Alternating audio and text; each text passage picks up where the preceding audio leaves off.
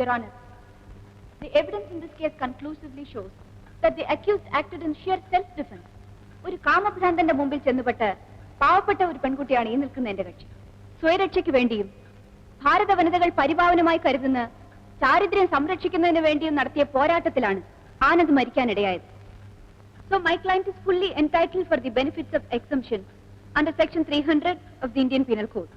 അതുകൊണ്ട് എന്റെ കക്ഷിയെ വെറുതെ വിടണമെന്ന് ഞാൻ ബഹുമാനപ്പെട്ട കോടതി മുമ്പാകെ അപേക്ഷിക്കുന്നു. That's all, Your Honor.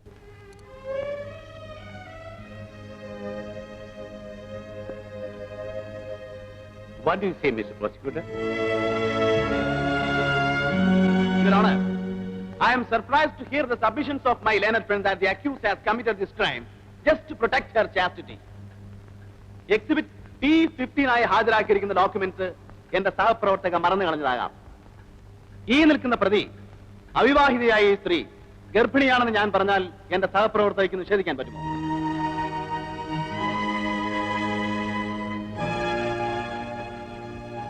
No, you can't. അവിവാഹിതയായ നിങ്ങൾക്കിപ്പോൾ 3 മാസം ഗർഭമുണ്ടെന്ന് ഞാൻ പറഞ്ഞാൽ നിങ്ങൾക്ക് നിഷേധിക്കാൻ പറ്റുമോ? ഇല്ല അല്ലേ? I object, Your Honor. You should look into the documents before you object it. What documents are you referring to? Exhibit P15 medical certificate, Your Honor.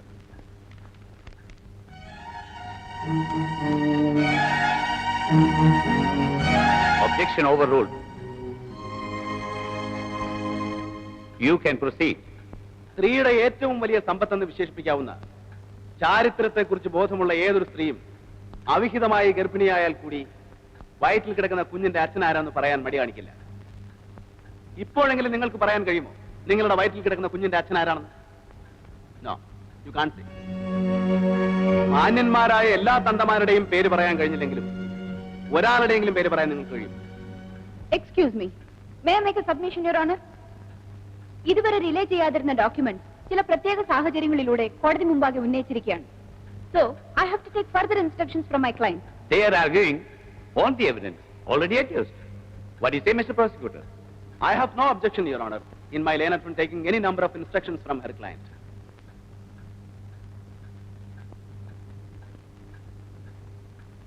The case is adjourned to 30th of this month. എന്നാൽ ആ കുട്ടിക്ക് എന്നോട് പറയാമായിരുന്നില്ല. എനിക്കും അറിയില്ലായിരുന്നു. വക്കീലിനോടും ഡോക്ടർമാരോടും ഒന്നും വിളിച്ചേക്കാം. Ravi, 1 second. ഞാൻ പോട്ടെ. ഇന്നത്തെ പെർഫോമൻസ് കലക്കിയിട്ടുണ്ട്. ശശികല ഒട്ടും മോശമില്ലായിരുന്നു. സ്വന്തം വർഗമായതുകൊണ്ടായിരിക്കും ഇത്ര ആവേശം. നാട്ടിൽ പോട്ടപ്പോ ഇന്നലെ ഹസ്ബൻഡിന് കോട്ടയത്തേക്ക് ട്രാൻസ്ഫർ ആയി കേട്ടോ. അറിഞ്ഞു. പണിഷ്മെന്റ് ട്രാൻസ്ഫർ ആണെന്നാണല്ലോ കേട്ടത്. ESI ഡോക്ടർ അല്ലേ, തൊഴിലാളികൾക്ക് ലീവ് എഴുതി കൊടുത്ത് കണ്ടവനം കാശ് വാങ്ങിക്കുന്നുണ്ടാവും. ട്രാൻസ്ഫറിന് അതൊരു കാരണം മാത്രം. ശശികലയാണ് ഡോക്ടറെ കോട്ടയത്ത് കൊണ്ടാക്കിയെന്ന് കേട്ടല്ലോ. പോയിരുന്നു. വരട്ടെ.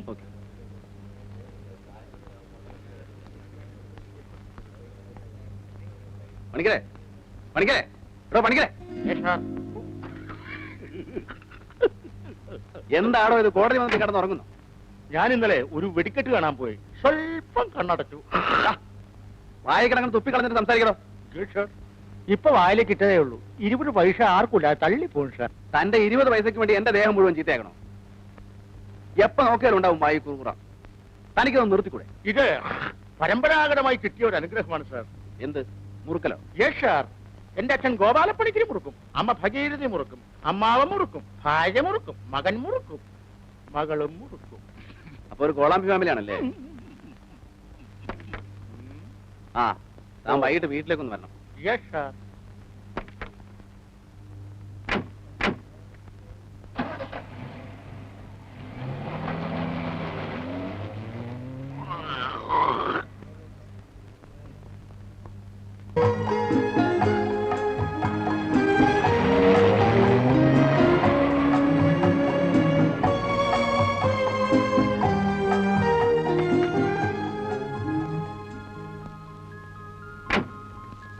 Good evening എന്തുകുട്ടി.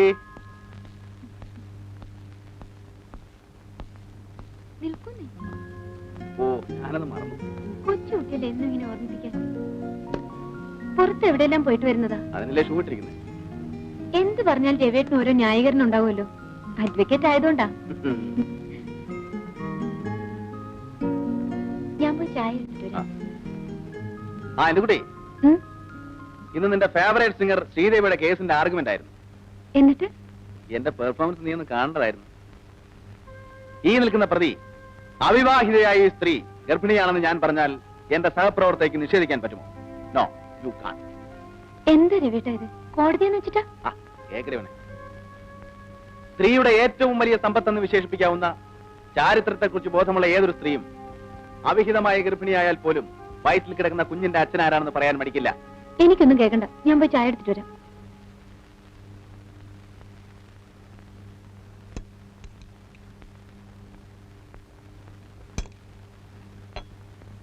ശ്രീദേവിയെ കുറിച്ച് രവിട്ടൻ പറയുന്നത് കേട്ടിട്ട് എനിക്ക് വിശ്വസിക്കാൻ തോന്നില്ല. ആ കുട്ടി നിരപരാധിയാണെന്നാ എന്റെ മനസ്സ് പറയുന്നത്. ഞാനൊരു പബ്ലിക് പ്രോസിക്യൂട്ടറാണ്. എന്റെ ജോലി ഞാൻ ചെയ്യും. നീ കോളേജിൽ പഠിക്കുമ്പോ ആ കുട്ടിയുടെ ഗാനമേള കേട്ടിട്ടുണ്ടെന്ന് വെച്ച് അവൾ ഇങ്ങനെ ഒന്നും ചെയ്യില്ല എന്ന് നിനക്ക് തെളിയിക്കാൻ പറ്റുമോ? നീ അവിരത്തി വിളമ്പിക്കും. ശ്രീദേവിക്ക് സ്വന്തക്കാരും ബന്ധുക്കളുമായി ആരുമില്ല. അതുകൊണ്ടാണ് ഈ കേസ് ഞങ്ങൾ ട്രൂപ്പുകാർ തന്നെ ഏറ്റെടുത്ത് നടത്തുന്നത്. ആ കുട്ടി ഇങ്ങനെ ചെയ്യുമെന്ന് എനിക്ക് വിശ്വസിക്കാൻ കഴിയുന്നില്ല. അത്രയ്ക്ക് നല്ല സ്വഭാവമുള്ള പെൺകുട്ടിയാണ്. I agree. പക്ഷെ ഇനി പറഞ്ഞിട്ടെന്താ ഫലം? പ്രോസിക്യൂഷൻ അത്രയ്ക്ക് ശക്തമാണ്. ശ്രീദേവിയുടെ വയറ്റിൽ വളരുന്ന കുഞ്ഞിന്റെ അച്ഛൻ ആരാണെന്ന് അറിഞ്ഞിരുന്നെങ്കിൽ കേസിന് അല്പം ബലം കിട്ടിയേനെ. അതവളോട്ട് പറയുന്നില്ല. അല്ല, ശ്രീദേവിക്ക് അങ്ങനെ ആരെങ്കിലുമായി ബന്ധമുള്ളതായി? ഇല്ല, ഞങ്ങൾക്ക് അങ്ങനെ യാതൊരു അറിവുമില്ല. ഇനിയിപ്പോ വക്കീൽ സാറ് ചോദിച്ചാൽ ചിലപ്പോ എന്തെങ്കിലും പറഞ്ഞിരിക്കും. ശരി, ഇല്ല, എനിക്കൊന്നും പറയാനില്ല. പറയാനുള്ളതെല്ലാം ഞാൻ കോടതിയിൽ പറഞ്ഞതാണ്. ശ്രീദേവിക്ക് എന്താണ് സംഭവിച്ചത് എന്നോട് തുറന്നു പറയൂ. എന്നാൽ മാത്രമേ കേസിന് അല്പമെങ്കിലും ബലം കിട്ടുകയുള്ളൂ. ആരാണ് ശ്രീദേവിയുടെ വയറ്റിൽ കിടക്കുന്ന കുഞ്ഞിന്റെ അച്ഛൻ? Please tell me Sreedevi. എന്നോടെങ്കിലും പറയൂ. ഇല്ല, ഞാനത് പറയില്ല. എന്നോട് അത് മാത്രം ചോദിക്കരുത്. എനിക്കൊരു അപേക്ഷയുള്ളൂ. എനിക്ക് ഏറ്റവും വലിയൊരു ശിക്ഷ വാങ്ങിത്തരൂ.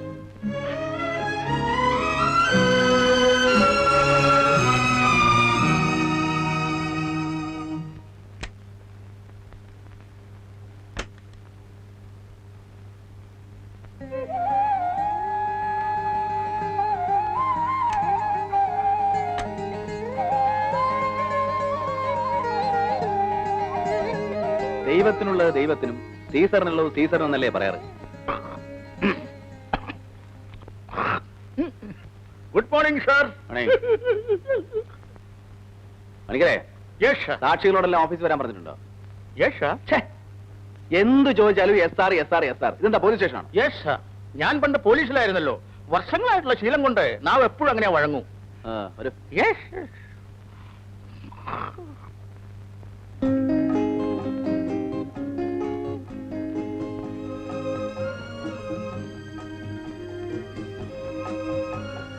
വരട്ടെ.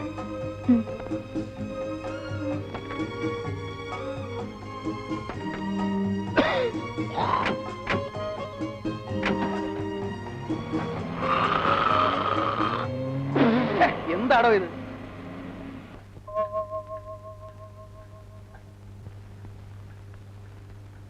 യുവർ ഓണർ, അച്ഛനോ അമ്മയോ ബന്ധുക്കളോ ആരുമില്ലാത്ത അബലയായ ഒരു പാവപ്പെട്ട പെൺകുട്ടിയാണ് എന്റെ കക്ഷി. പ്രത്യേകിച്ച് സംഗീതത്തെ സ്നേഹിക്കുന്ന ഒരു കലോപാസകയും.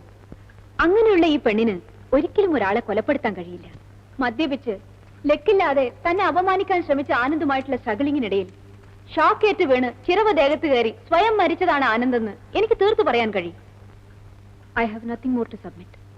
യുവർ ഓണർ, നല്ലവളായ നിരപരാധിയായ എന്റെ കക്ഷിയോട് ദയവുണ്ടാകണമെന്ന് മാത്രമേ ബഹുമാനപ്പെട്ട കോടതിയോട് എനിക്ക് അപേക്ഷിക്കാനുള്ളൂ. That's all your owner.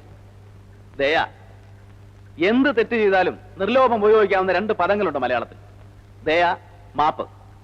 ഒരു കൊലപാതകം ചെയ്ത ഈ സ്ത്രീക്ക് വേണ്ടിയും എന്റെ സഹപ്രവർത്തക ആവശ്യപ്പെടുന്നത് ദയാണ്. യുവർ ഓണർ, കലയുടെ പേരും പറഞ്ഞ് രാത്രിയും പകലുമില്ലാതെ അബദ്ധസഞ്ചാരം നടത്തുന്ന ഈ സ്ത്രീയെ നല്ലവളായിട്ട് ചിത്രീകരിക്കാൻ എന്റെ സഹപ്രവർത്തകയ്ക്ക് വളരെയേറെ ബുദ്ധിമുട്ടേണ്ടി വന്നു. നല്ലവൾ എന്നാൽ സ്വഭാവശുദ്ധിയുള്ളവൾ എന്നാണ് അർത്ഥമെന്നത് എന്റെ സഹപ്രവർത്തകയ്ക്ക് അറിഞ്ഞുകൂടായിരിക്കാം. പിതാവ് ആരാണെന്ന് അറിയാതെ ഒരു കുഞ്ഞിനെ ഗർഭത്തിൽ ചുമക്കുന്ന ഈ സ്ത്രീയെ എങ്ങനെ നല്ലവളെന്ന് വിശ്വസിക്കാൻ കഴിയും? ഈ നഗ്നമായ സത്യം ഒന്നുകൊണ്ട് തന്നെ കലയുടെ മറവിൽ വ്യഭിചാരം നടത്തിയിരുന്ന ഒരു സ്ത്രീയാണ് പ്രതി എന്നുള്ളത് സ്പഷ്ടമാണ്.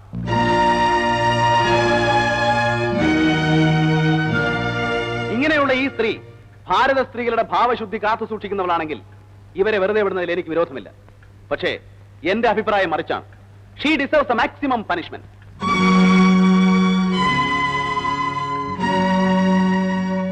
That's all, Your Honor.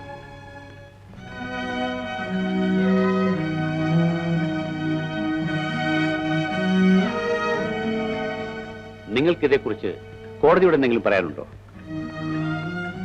ബഹുമാനപ്പെട്ട കോടതിക്ക് ദയവുണ്ടായി എന്നെ തൂക്കിക്കൊല്ലാൻ വിധിക്കണമെന്ന അപേക്ഷ എനിക്കുള്ളൂ.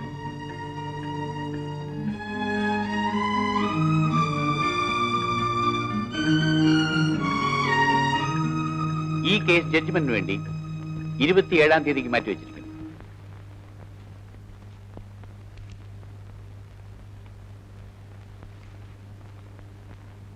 ശ്രീദേവിക്ക് ശിക്ഷ കിട്ടോ രവിട്ട? കുറ്റം ചെയ്താൽ പിന്നെ ശിക്ഷ കിട്ടില്ലേ? സത്യത്തിൽ ആ കുട്ടിയെ വെറുതെ വിടേണ്ടതാട്ടോ. കൊലപാതകം ചെയ്തിട്ടോ? മാനം രക്ഷിക്കാൻ വേണ്ടി പെട്ടെന്ന് അങ്ങനെ സംഭവിച്ചതാവും. മാനം രക്ഷിക്കാൻ വേണ്ടിയാണെങ്കിൽ തന്ത ആരാണെന്ന് അറിയാത്ത ഒരു കുഞ്ഞിനെ അവളെ ഗർഭം ധരിക്കുമോ? She's carrying 3 months. എന്തോ പറഞ്ഞു കേട്ടിടത്തോളം ആ കുട്ടി നിരപരാധിയാകാനാണ് സാധ്യത. രവിയേട്ടൻ എന്തിനാ ഈ വക കേസെല്ലാം ഏറ്റെടുക്കുന്നത്? കൊള്ളാമല്ലോ. എന്റെ പൊന്നുമോളെ, ഞാനൊരു സർക്കാർ വക്കീല. പ്രതികളോടൊക്കെ അനകമ്പ് കാണിക്കാൻ പോയാലേ നമ്മുടെ കഞ്ഞൂടി മുട്ടും. എന്നാലും രവിയേട്ട, നീ ഒന്നും മിണ്ടാതിരിക്കുന്നുണ്ടോ? എന്നെ കൊണ്ട് ജോലിയൊന്നും ചെയ്യിക്കില്ലെന്ന് വെച്ചാ വെറുതെ ഓരോന്നും ചോദിച്ചിട്ടുണ്ട്. വന്നു കിടന്ന് ഉറങ്ങാൻ നോക്ക്. ഞാൻ എന്ത് പറഞ്ഞാലും രവിയേട്ടന് ദേഷ്യം. ശ്രീദേവിയുടെ സ്ഥാനത്ത് ഞാനായിരുന്നെങ്കിൽ രവിയേട്ടൻ ഈ കേസ് വാദിക്കുമായിരുന്നു. നീ വേണ്ടാത്തൊന്നും ആലോചിക്കാതെ കിടന്നുറങ്ങാൻ നോക്ക്.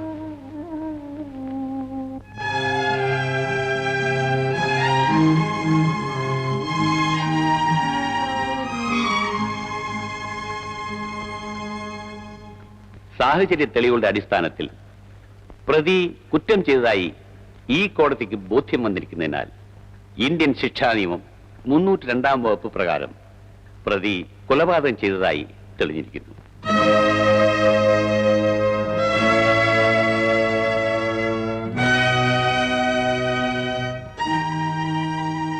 പ്രതി കുറ്റക്കാരിയാണെങ്കിലും പ്രതി കുറ്റം ചെയ്യാനിടയാക്കിയ സാഹചര്യങ്ങളും പ്രതി ഗർഭിണിയാണെന്നുള്ള വസ്തുതയും കണക്കിലെടുത്ത് പ്രതിയെ 7 വർഷം സാധാരണ തടവിന് ശിക്ഷിച്ചിരിക്കുന്നു.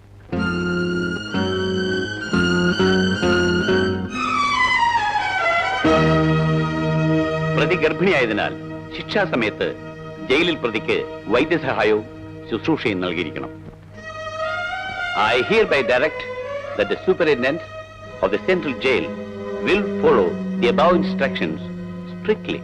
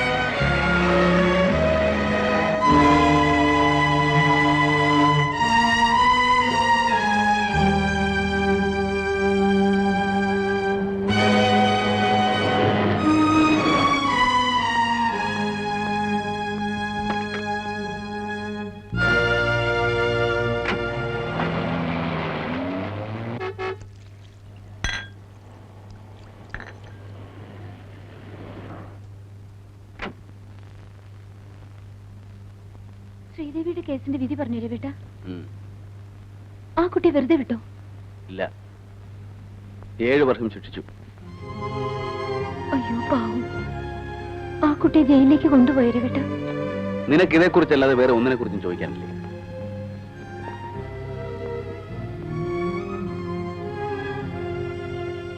ഞാനിന്ന് നേരത്തെ വന്നത് നിനക്ക് അമ്പലത്തിൽ പോണെന്ന് പറഞ്ഞുകൊണ്ടാ. ഫ്രണ്ട്സ് എല്ലാം കൂടെ ഒരു പാർട്ടിക്ക് ക്ഷണിച്ചതാ. പിന്നെ ഞാൻ ആൾസോക്ക് അടിച്ചെന്നെ വരത്തുള്ളായിരുന്നു. ആ പാവം പെൺകുട്ടിയെ 7 വർഷം ശിക്ഷിച്ചതിന്റെ ആഘോഷത്തിനായിരിക്കും. കഷ്ടമുണ്ട് രവിയേട്ട. നിങ്ങൾ വക്കീലന്മാർക്ക് യാതൊരു സെന്റിമെന്റ്സും ഇല്ല.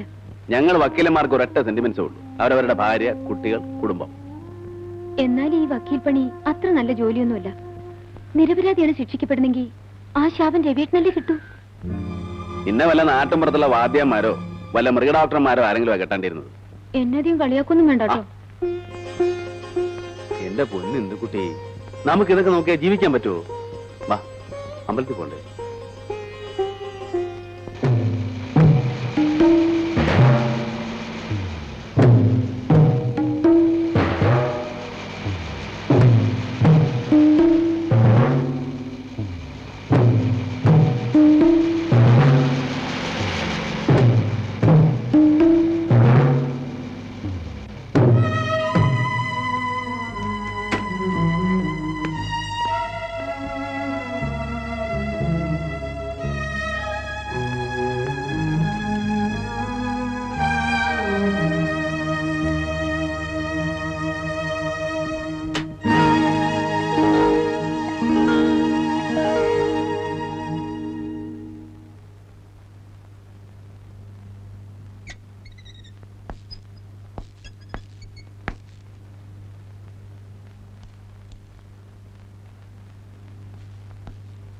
വിളിക്കൂ.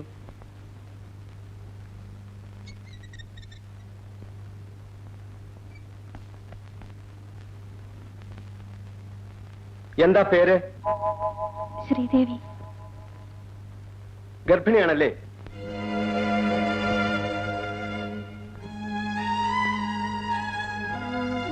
ജയിൽ ഡോക്ടറെ കാണിച്ചിട്ട് അഡ്മിറ്റ് ചെയ്താൽ മതി. Yes sir.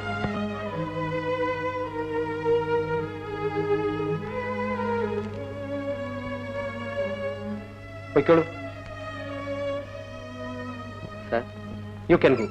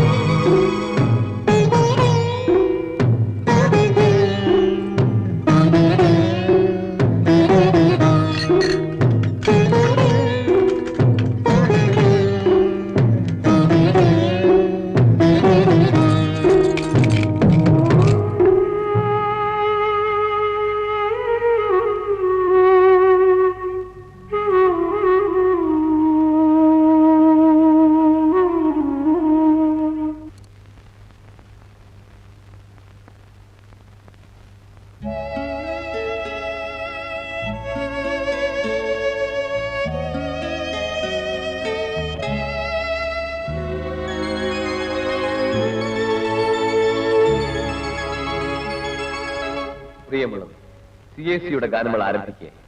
ആദ്യമായി ഇനി എത്ര രാഗങ്ങൾ എന്ന ചിത്രത്തിലെ ഒരു ഗാനം പാടുന്നത് ശ്രീദേവി.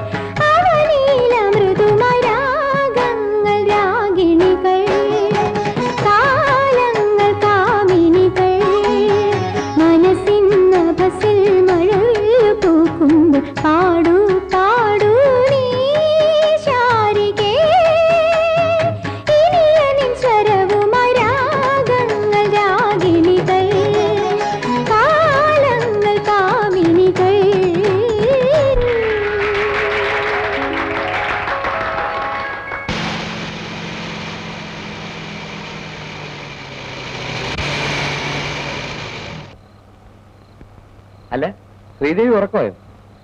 വീടെത്തി. വരട്ടെ. ശരി.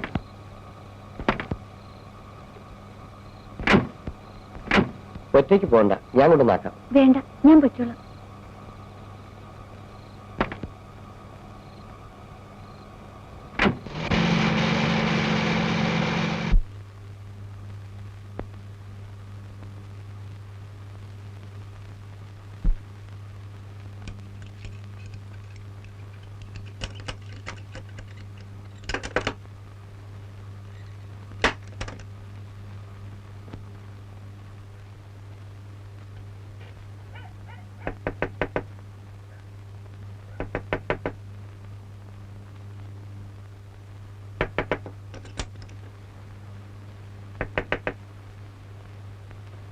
ആരാ? ട്രൂപ്പിൽ നിന്ന് മാനേജർ സാറ് പറഞ്ഞിട്ട് വന്നതാ. മാനേജർ സാറോ? അതെ.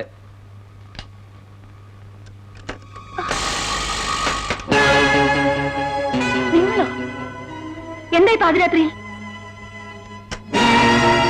എന്നെ തീരെ പ്രതീക്ഷിച്ചില്ലല്ലേ? ട്രൂപ്പ് മാനേജറുടെ പേര് പറഞ്ഞാലേ വാതിൽ തുറക്കൂന്ന് എനിക്കറിയാം. ഒരു ചെറിയ കള്ളം പറയേണ്ടി വന്നു. നിങ്ങൾ എന്തിനാണ് ഇപ്പോൾ ഇങ്ങോട്ട് വന്നത്? സുന്ദരിയായ ഒരു പെൺകുട്ടി തനിച്ച് താമസിക്കുന്ന വീട്ടിൽ ആരോഗ്യവും കരുത്തുമുള്ള ഒരു ചെറുപ്പക്കാരൻ പാതിരാത്രി കയറി വരുന്നത് എന്തിനായിരിക്കും? മര്യാദയ്ക്ക് ഇവിടുന്ന് പോകും. ഇല്ലെങ്കിൽ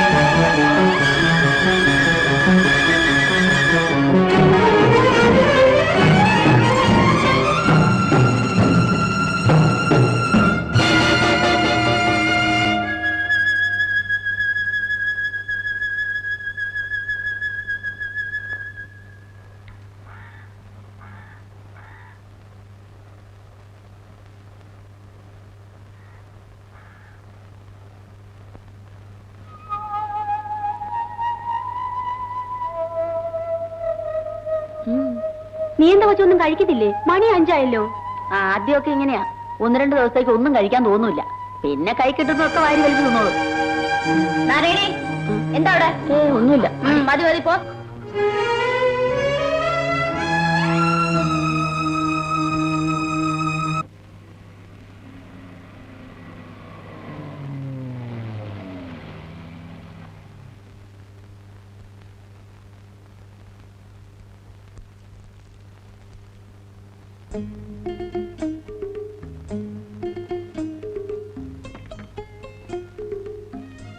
ഗുഡ് ഈവനിംഗ് കുട്ടി.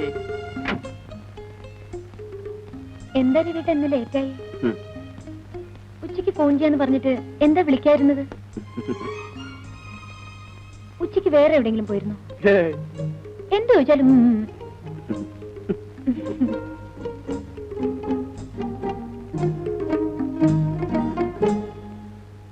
ഞാൻ ചായ എടുത്തോണ്ട് വരാം. വേണ്ട. എന്താ? എനിക്കറിയാം, ഇന്ന് കുടിച്ചിട്ടുണ്ടല്ലേ? പിന്നെ കുടിക്കുന്ന ദിവസമാ രവിയുടെ ഹാൾസും ചോദിച്ചോണ്ട് വരുന്നത്. നീ നമ്മുടെ അഡ്വക്കേറ്റ് മോഹന്റെ വെഡിങ് ആനിവേഴ്സറി ആയിരുന്നു. ഞങ്ങൾ എല്ലാവരും ഓരോ സ്മാൾ അടിക്കണമെന്ന് അവനൊരു വാശി. ഞാൻ ഒഴിഞ്ഞു മാറാൻ ശ്രമിച്ചതാ, പക്ഷെ അവൻ സമ്മതിക്കണ്ടേ? അതെ അതെ, കുടിക്കാൻ ഓരോരോ കാരണങ്ങൾ. എന്തിനാ രവിയുടെ ഇങ്ങനെ തുടങ്ങുന്നത്? അത് കൊള്ളാം. അല്ല, നിന്നെ ഞാൻ കല്യാണം കഴിച്ചിട്ട് 2-2.5 വർഷമായില്ലേ? എന്നിട്ട് നിന്റെ എന്തിട്ടാ കുട്ടിയെ എന്നുള്ള ഈ വള്ളൂനാടൻ ഭാഷ മാറ്റാറായില്ലേ? വേണ്ട വേണ്ട, മറിക്കാനൊന്നും നോക്കണ്ട. ചൂടാകാതെ മാഡം, നമുക്ക് വഴിയുണ്ടാക്കാം. വാ.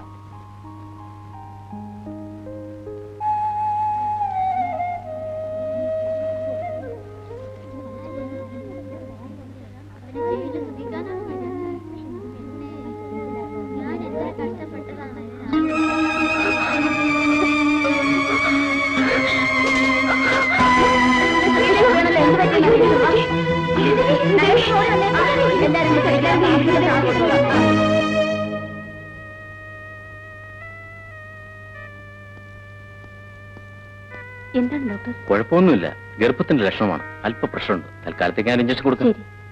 ആ, ഇവരെല്ലാം വേഗം വാർഡിലേക്ക് കൊണ്ടു പോണോ? ഒന്നും പറഞ്ഞു പോലുമില്ല, എന്താണെന്നൊന്ന് പറഞ്ഞും കൂടെ ഇല്ല. ഓ, നടക്ക. എന്നാലും അവൾ ഒപ്പിച്ചോണ്ട് ആളോടി വന്നത് ഭയങ്കര.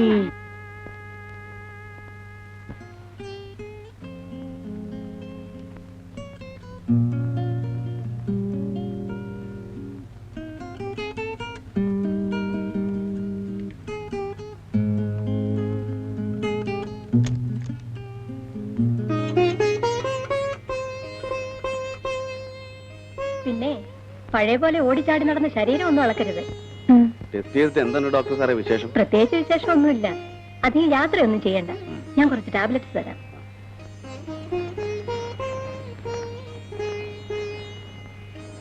അപ്പോഴേ എന്താ ഡോക്ടർ സൂക്ഷിക്കണമെന്ന് പറഞ്ഞു? ചുമ്മാ ഇരിക്കെ വിട്ട.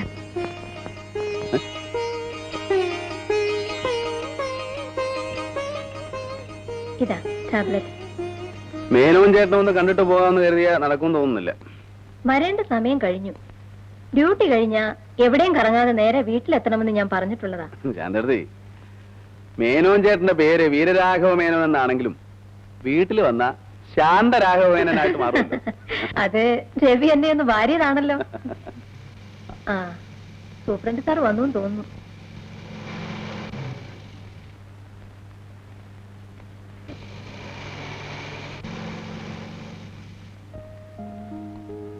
അല്ല, ഇതാര്? നിങ്ങളെപ്പോ വന്നു? ഞങ്ങൾ വന്നിട്ട് കുറെ നേരമായി. മേനോൻ ചേട്ടനെ കണ്ടു പോകാന്ന് കരുതി. ഇവർ കാപ്പ് കൊടുത്തു ശാന്തമ്മ? അതൊക്കെ എപ്പോഴേ കഴിഞ്ഞു. പോട്ടെ എടുത്തി. പറഞ്ഞതൊക്കെ മറക്കരുത്. മരുന്ന് മുടങ്ങാതെ കഴിക്കണം. വരട്ടെ. ഓക്കെ. വരട്ടെ. നിങ്ങളോട് വാങ്ങിക്കാൻ പറഞ്ഞ സാധനങ്ങളൊക്കെ വാങ്ങിച്ചോ? അതെങ്ങനെ വാങ്ങിക്കാനാ? കാലത്ത് ചെന്നപ്പോ മുതലേ ഏടാകൂടങ്ങളാ. അവിടെ ജോലിയില്ലാതെ നിൽക്കുന്ന എത്രയോ പോലീസുകാരുണ്ട്. അവരെ ആരെ കൊണ്ടെങ്കിലും വാങ്ങിപ്പിക്കാമായിരുന്നില്ലേ? അവന്മാരെ അയച്ചാ ഒത്തിരി മുതലാവും. കൊടുത്തയക്കുന്നതിന്റെ പകുതി അവന്മാര് കക്കും. അതിലും ഭേദം അവിടെ കിടക്കുന്ന ഏതെങ്കിലും കള്ളന്മാരെ അയക്കുന്ന. അവന്മാരാകുമ്പം ഈ പോലീസുകാരെ പോലെ നക്കാപ്പിച്ച കാശ് മോഷ്ടിക്കല. അതെങ്ങനെയാ? നിങ്ങളൊക്കെ അല്ലേ മാർഗദർശികള്. പോകാൻ രവിട്ട, സമയം ഒരുപാടായി.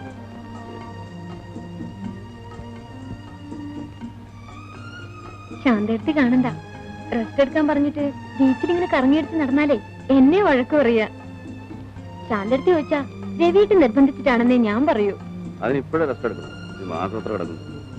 ഈ രവിയേട്ടന് ഒന്നും അറിഞ്ഞൂടാഞ്ഞിട്ടാ. അത് ഞാൻ പ്രസവിച്ചിട്ടില്ല. ആ, ഒരു കാര്യം പറയാൻ മറന്നു. മുത്തശ്ശിയുടെ കത്തുണ്ടായിരുന്നു. എന്താ നാട്ടിലെ വിശേഷം?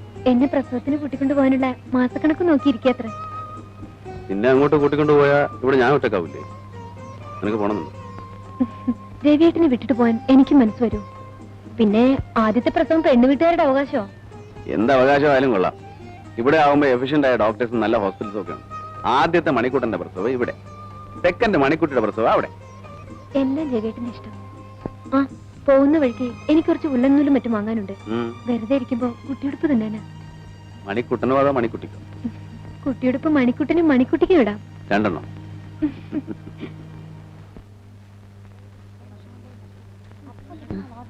ഇന്ത്യക്ക് വണ്ണം കുറയുന്നില്ലല്ലോ. അതെങ്ങനെ കുറയാനാ? നമ്മുടെ റേഷനല്ലേ തിന്നുന്ന. ഒരു പുതിയ സാധനം വരുന്നുണ്ട്.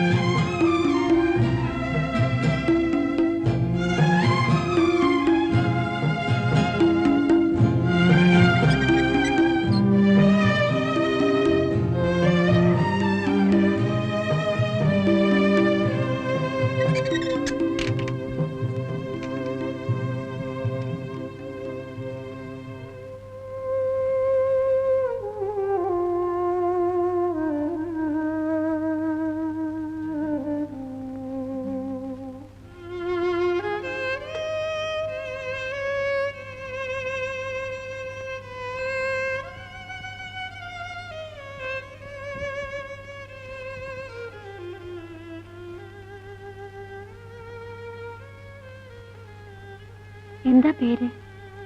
രജനി. എന്ത് തെറ്റ് ചെയ്തിട്ടാ രജനി ഇവിടെ?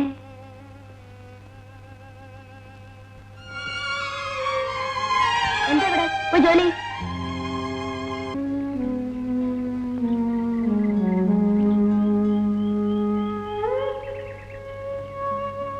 ശ്രീദേവിക്ക് ഇവിടുന്ന് പുറത്തു പോയാ പുതിയൊരു ജീവിതം ഉണ്ടാവുമെന്ന് പ്രതീക്ഷിക്കെങ്കിലും ചെയ്യാം.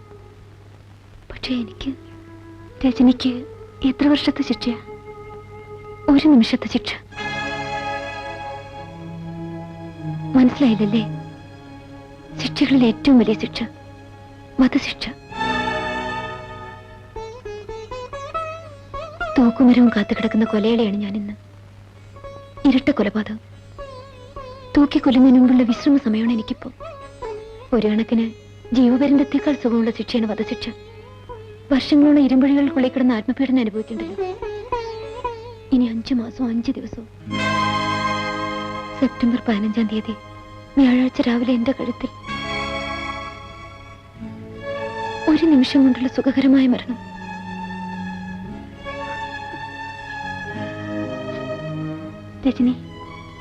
രജനിക്ക് എന്താണ് സംഭവിച്ചത്?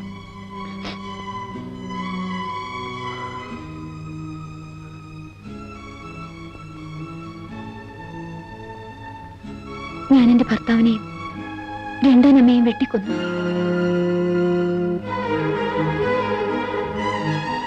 ശ്രീദേവിക്കറിയാമോ, ഞങ്ങളുടേതൊരു പ്രേമവിവാഹമായിരുന്നു. നീണ്ട 5 വർഷത്തെ ദൈവികമായ പ്രേമത്തിന് ശേഷമാണ് ഞങ്ങൾ വിവാഹിതരായത്. മകളുടെ ഭർത്താവിനെ സ്വന്തം മകനായും ഭാര്യയുടെ അമ്മയെ സ്വന്തം അമ്മയെയും കരുതണമെന്നല്ലേ നമ്മുടെ ആചാരം. പക്ഷെ എന്റെ ഭർത്താവിനും രണ്ടാനമ്മയ്ക്കും അങ്ങനെ കാണാൻ കഴിഞ്ഞില്ല. ഒരു ദിവസം ഞാൻ അമ്പലത്തിൽ പോയി വരുമ്പോ ഒരു ഭാര്യയ്ക്ക് സഹിക്കാനാവാത്ത കാഴ്ചയാണ് ഞാൻ കണ്ടത്. പിന്നീട് ഞാൻ ഒന്നും ഓർത്തില്ല. കയ്യെ കിട്ടി കൊടുവാളെടുത്ത് വെട്ടി രണ്ടിനെയും കൊന്നു.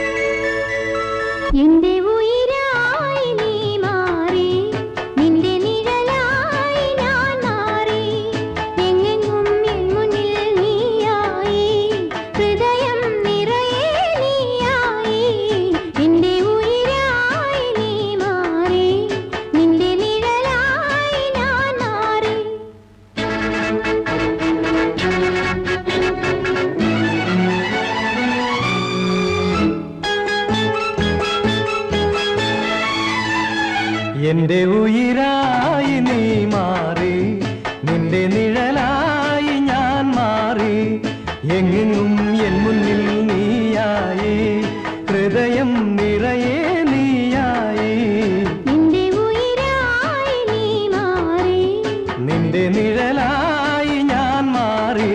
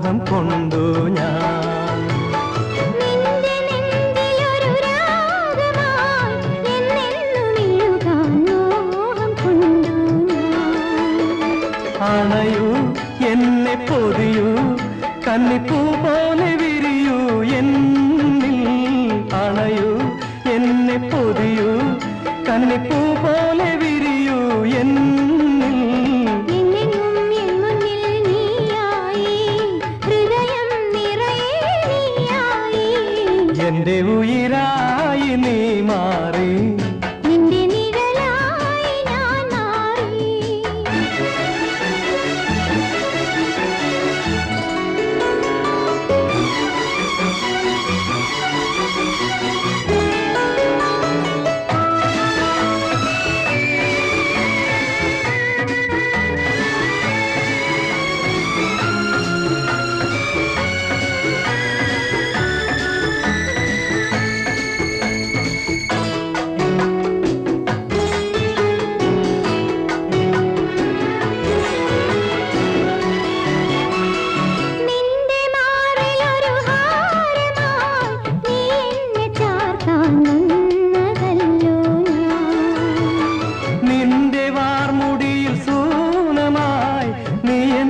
ചൂടാൻ വന്നതല്ലോ ഞാൻ അണയൂ മേയിൽ പടരൂ മഞ്ഞിൻ കണപോലെ അലിയൂ അണയൂ മേയിൽ പടരൂ മഞ്ഞിൻ കണപോലെ അലിയൂ എങ്ങെങ്ങും എൻ മുന്നിൽ നീയായേ ഹൃദയം നിറയെ നീയായേ നിന്റെ ഉയിരായി നീ മാറി നിന്റെ നിഴലായി ഞാൻ മാറി നിന്നെങ്ങും എൻ മുന്നിൽ നീയായി ഹൃദയം നിറയെ നീയായി നിന്റെ ഉയിരായി നീ മാറി നിന്റെ നിഴലായി ഞാൻ മാറി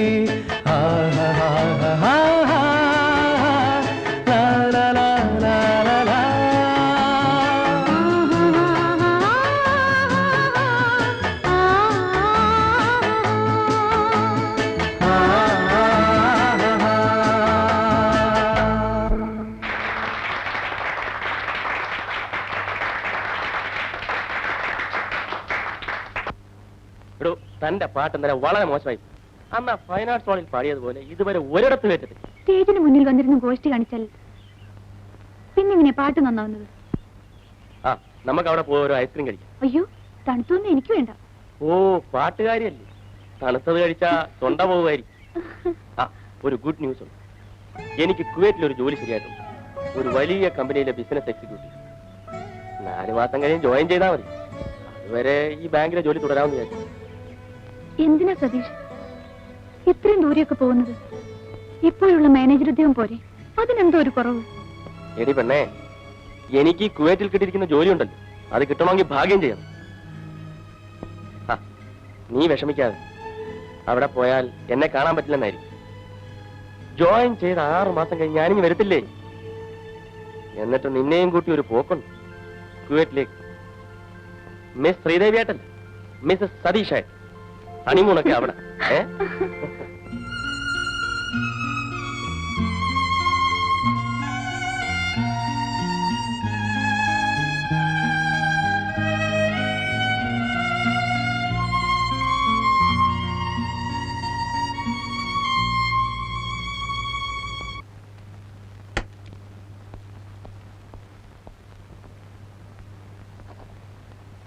എന്റെ വാച്ച് എവിടെ?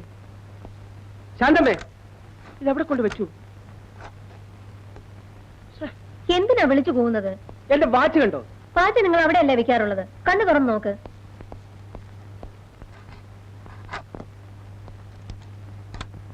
എന്റെ പേഴ്സും കാണുന്നില്ലല്ലോ. അയ്യോ, എന്റെ വാച്ചും കാണുന്നില്ല, ഹാൻഡ് ബാഗും ഇല്ല. ഇന്നലെ ശമ്പളം വാങ്ങിച്ച മുഴുവൻ രൂപയും അതിലുണ്ടായിരുന്നു. എന്റെ ബാഗിലും ഉണ്ടായിരുന്ന രൂപ. ഇത് ആരെടുക്കാൻ? അയ്യോ, നീ ഇത് കണ്ടോ?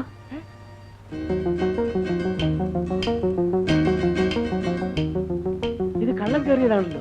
നീ ആ സ്വർണ്ണപ്പട്ടങ്ങളൊക്കെ ഉണ്ടോ നോക്കി? അതൊക്കെ എവിടെയുണ്ട്? ചേടാ, നാണക്കേടായല്ലോ. ജയിൽ സൂപ്രണ്ടിന്റെ വീട്ടിൽ കള്ളം കയറിയ നാളെ പത്രക്കാരെഴുതുമല്ലോ. നിങ്ങൾക്ക് പത്രക്കാരറിയുന്നല്ല വിഷമം. പോയ സാധനങ്ങൾ കിട്ടാൻ എന്തെങ്കിലും വഴി നോക്ക്. പോയതങ്ങ് പോട്ടെ ശാന്തമ്മേ. നാട്ടുകാരറിഞ്ഞ എനിക്കാ കുറച്ചില്. അല്ല, കക്കാൻ വന്നവൻ വീട്ടിന്റെ മുമ്പിൽ എഴുതി വെച്ചിരുന്ന ജയിൽ സൂപ്രണ്ടെന്ന നെയിം ബോർഡ് കണ്ടു കാണില്ല. കണ്ടെങ്കിൽ അവൻ കയറില്ലായിരുന്നു. പിന്നെ കക്കാൻ വരുന്നവൻ നെയിം ബോർഡ് നോക്കിയിട്ടല്ലേ വരുന്നത്. നാണക്കേടും പറഞ്ഞിരുന്നിട്ട് കാര്യമില്ല. നിങ്ങൾ ആ സ്റ്റേഷനിലേക്ക് വിളിച്ചു പറഞ്ഞേ. ശരി.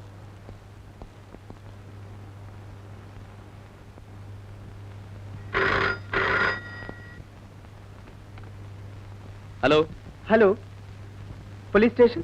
Good morning sir. ഇന്നലെ രാത്രി വാച്ചും രൂപയും മാത്രമേ മോഷണം പോയിട്ടുള്ളൂ.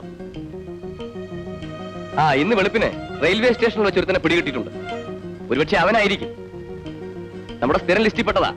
വാച്ച് പരം. വാച്ചും രൂപയും മോഷ്ടിക്കുന്നത് അവന്റെ പ്രധാന ഹോബി. ആ, ശരി സർ. ഏതായാലും ഞാൻ അവനെ ഒന്നും കൂടെ ചോദ്യം ചെയ്ത് നോക്കാം. Yes sir. ഓക്കെ. എഴുന്നേക്കടാ. അമ്മച്ചിയാണോ? ഞാൻ എടുത്തിട്ടില്ല സാർ. നീ എടുത്തിട്ടില്ല അല്ലേ? ജോർജ് സാർ,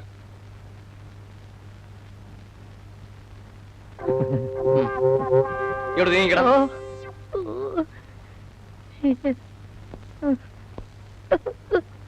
നീയാണോടാ ജയിൽ സൂപ്രണ്ടിന്റെ വീട്ടിൽ കയറി വാച്ചിന്റെ രൂപയും മോഷ്ടിച്ചത്? ഇല്ല സാർ, സാറാണ് സത്യം. ഇല്ല സാർ, എനിക്ക് എന്തിനാ സാർ വാച്ച്? എനിക്ക് എന്തിനാ സാർ രൂപ? ഞാൻ വെറും ഒരു പാമരനാം പാന്തൻ. ഇവനെ ശരിക്ക് ചോദ്യം ചെയ്തില്ലേ? ഇവനെ ഞങ്ങൾ ശരിക്ക് പെരുമാറിയത് സാർ. എന്നിട്ട് ഇവൻ എടുത്തിട്ടില്ലെന്നാ പറയുന്നത്. അയ്യോ, നീ സത്യം പറയില്ലടാ. അയ്യോ, അങ്ങനെ ഒരു പിടിഭാഷ എനിക്കില്ല സാർ.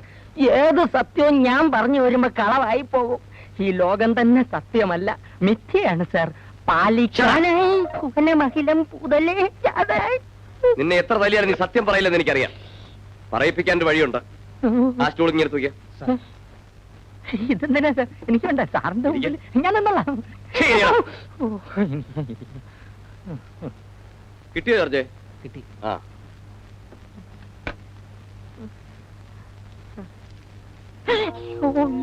നിന്നെ കൊണ്ട് സത്യം പറയിപ്പിക്കാൻ 30 രൂപയുടെ ചെലവേ എനിക്കുള്ളൂ. അയ്യോ, റമ്മോ? കുടിക്ക. വേണ്ട സാർ, ഇനിയും എത്ര വേണമെങ്കിലും തല്ലിക്കൊള്ളൂ. ഈ റം എനിക്ക് തരരുത്. ഇവൻ അകത്താക്കിയ സത്യം പറഞ്ഞ് ഞാനും അകത്തായി പോവും. കുടിക്കടാ.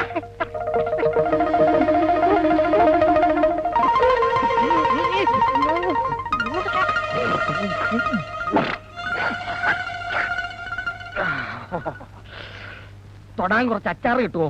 നിന്റെ അച്ചാർ ബാക്കിയോടെ കുടിക്കണം.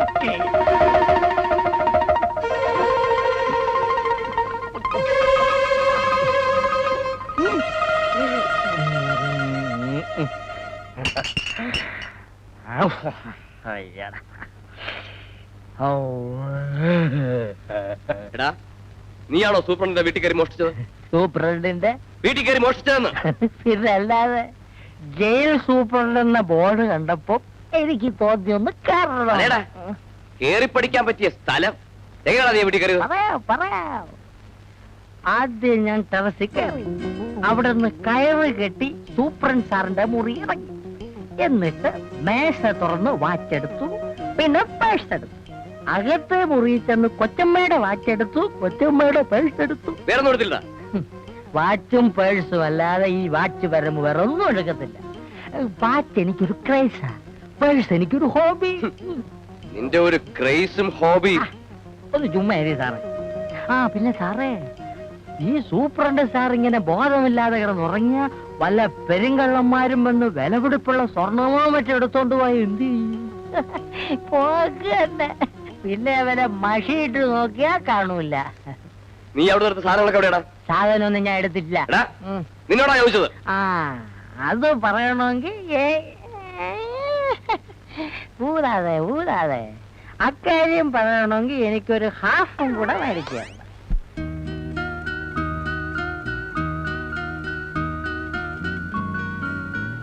ബോഡി വളരെ വീക്കാണ്. ജനറൽ ഹോസ്പിറ്റലിൽ അഡ്മിറ്റ് ചെയ്യാൻ ഞാൻ സൂപ്രണ്ടോട് പറയാം.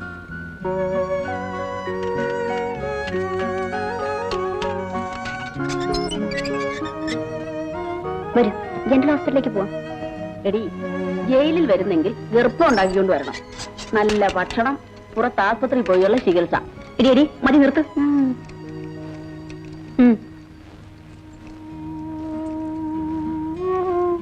എടി, നമ്മൾ ഓരോ ഗർഭം ഉണ്ടാക്കിക്കൊണ്ട് വന്നിരുന്നെങ്കിൽ നമുക്കും പുറത്തു പോയി ചുറ്റിക്കറങ്ങാമായിരുന്നു. അത് നേരത്തെ ആലോചിക്കണമായിരുന്നു.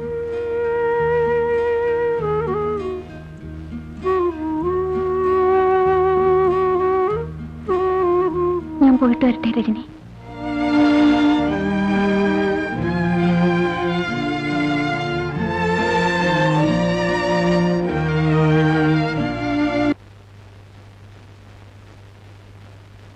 ഈ ക്യാപ്സൂൾസും ടോണിക്കും കഴിക്കണം.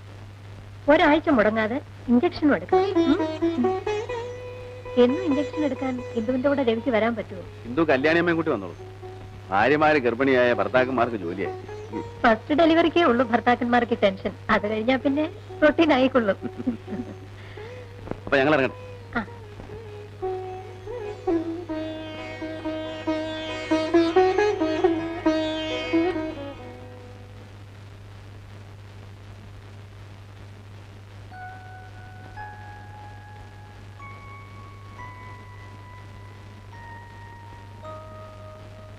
Good morning. Morning.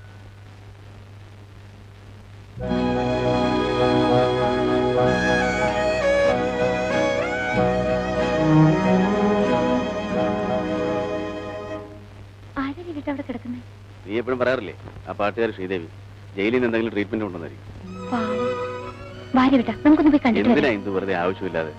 ഒരു മിനിറ്റ് ഇപ്പൊ വരാന്നേ. ആ നീ പോട്ടോ, ഞാൻ ഇവിടെ വരാം. ചെൽ.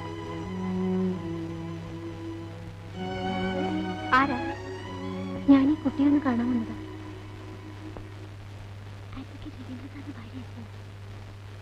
ശ്രീദേവി, ദേവിനെ ആരാ കാണാൻ വന്നിരിക്കുന്നു?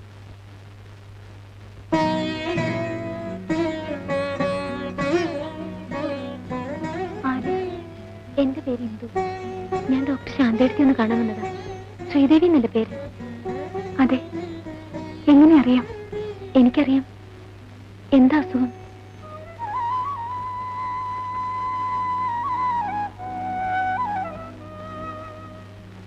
നമുക്ക് രണ്ടുപേർക്കും ഒരേ അസുഖമാണല്ലോ. ഇതെത്രയും മാസം? 7. എനിക്ക് 5-ാം മാസമാണ്. ഞാൻ പോട്ടെ ശ്രീദേവി.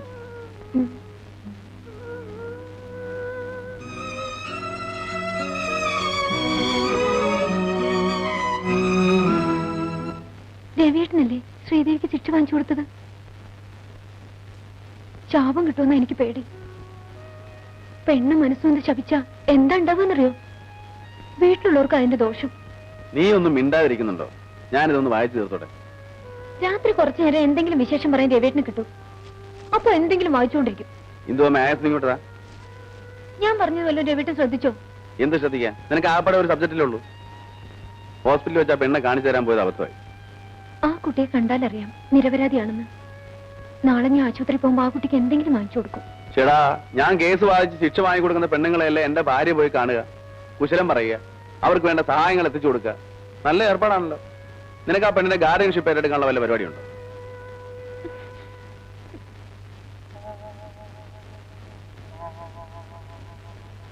നീ ഇങ്ങനൊരു പഞ്ചഭാവമായിപ്പോയല്ലോ. വെറുതെ ആവശ്യമില്ലാത്ത കാര്യങ്ങളൊക്കെ ചിന്തിച്ച് ടെൻഷൻ ഉണ്ടാക്കിയല്ലേ അതിന്റെ ക്ഷീണം ഉണ്ടാവുന്ന നമ്മുടെ മണിക്കൂട്ടനാ.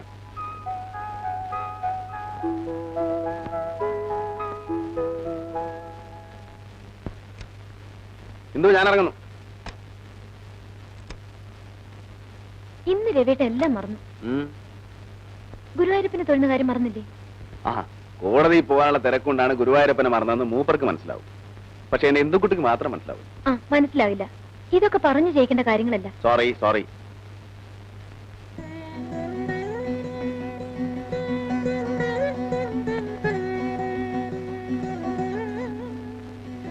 ഇന്ന് നേരത്തെ വരില്ല രവിയേട്ട? എന്താ വിശേഷം വല്ലതും ഉണ്ടോ? വിശേഷം വല്ലതുണ്ടെങ്കിൽ മാത്രമേ നേരത്തെ വരുള്ളൂന്നുണ്ടോ? അല്ല, മുത്തശ്ശിയുടെ പിറന്നാളാണെന്ന് മുത്തശ്ശന്റെ ശ്രാദ്ധമാണെന്ന് നോക്കി ഇടയ്ക്ക് ഇന്ദുക്കുട്ടി പറയാറില്ലേ? അതുപോലെ വല്ലതുമാണെന്ന് അറിയാൻ ചോദിച്ചത്. അതൊന്നുമല്ല. വൈകിട്ട് നമുക്കൊന്നിച്ച് അമ്പലത്തിലൊന്ന് പോണം. എന്താ പ്രത്യേകിച്ച്? അതൊക്കെ വൈകുന്നേരം വന്നിട്ട് പറയാം. ഓ, സസ്പെൻസ് ആണല്ലേ.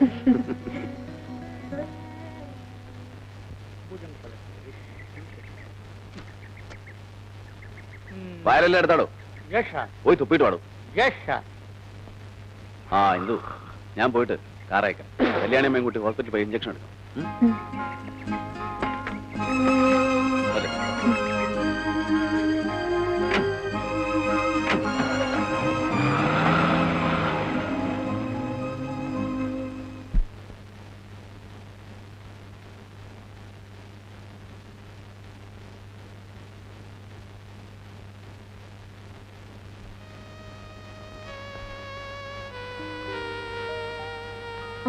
കല്യാണിമേ, ശാന്തടുത്തി മുറിയിലുണ്ടോ നോക്കിയേ. ഞാനിപ്പോ വരാം.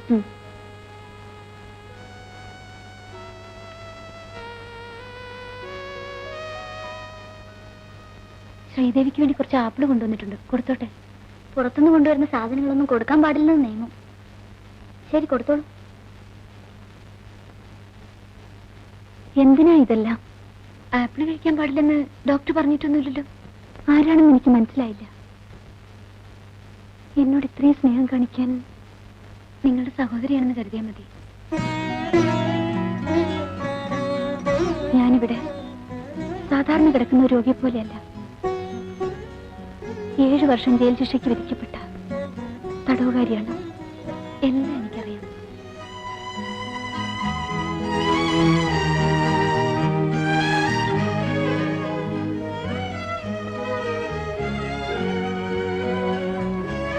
ആഹാ, ഇന്ദു ഇവിടെ വന്ന് നിൽക്കുകയാണോ? ഇഞ്ചക്ഷൻ എടുക്കണ്ടേ? വരൂ. വരട്ടെ.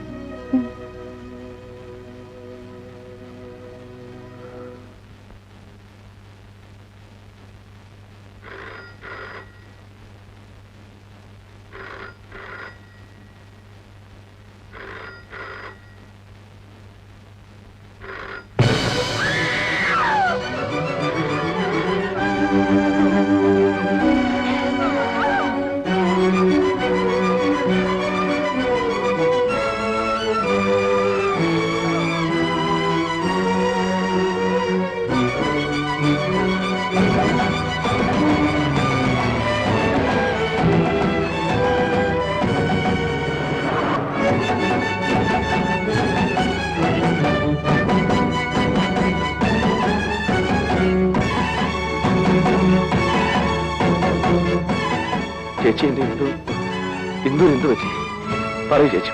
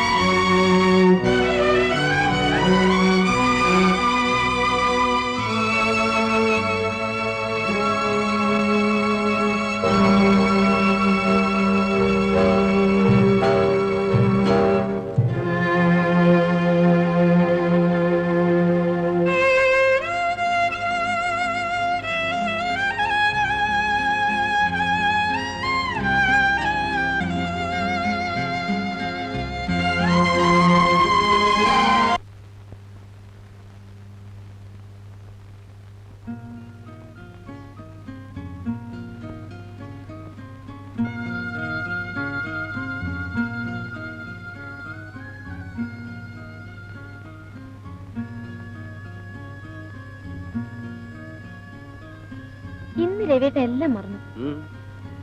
ഗുരുവായൂരപ്പനെ തൊഴുന്ന കാര്യം മറന്നില്ലേ? കോടതിയിൽ പോകാനുള്ള തിരക്കുകൊണ്ടാണ് ഗുരുവായൂരപ്പനെ മറന്നതെന്ന് മൂപ്പർക്ക് മനസ്സിലാവും. പക്ഷെ എന്റെ എന്തുകുട്ടിക്ക് മാത്രം മനസ്സിലാവില്ല. മനസ്സിലാവില്ല. ഇതൊക്കെ പറഞ്ഞു ജയിക്കേണ്ട കാര്യങ്ങളല്ല.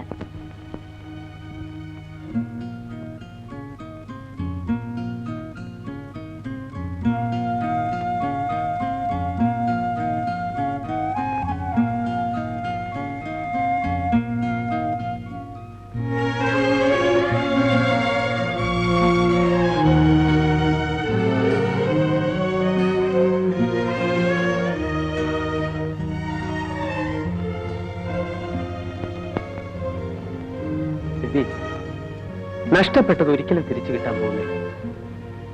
ഈശ്വരന്റെ കൽപ്പനകൾ അനുസരിച്ചല്ലേ പറ്റൂ.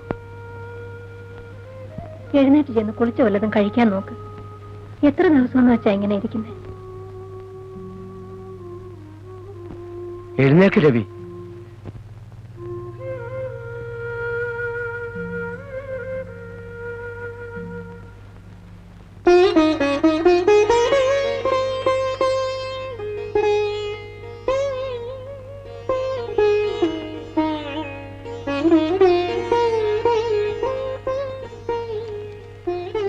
നിനക്കിന്ന് പോവാന്ന് ഡോക്ടർ പറഞ്ഞു. വേഗം റെഡിയാണ്.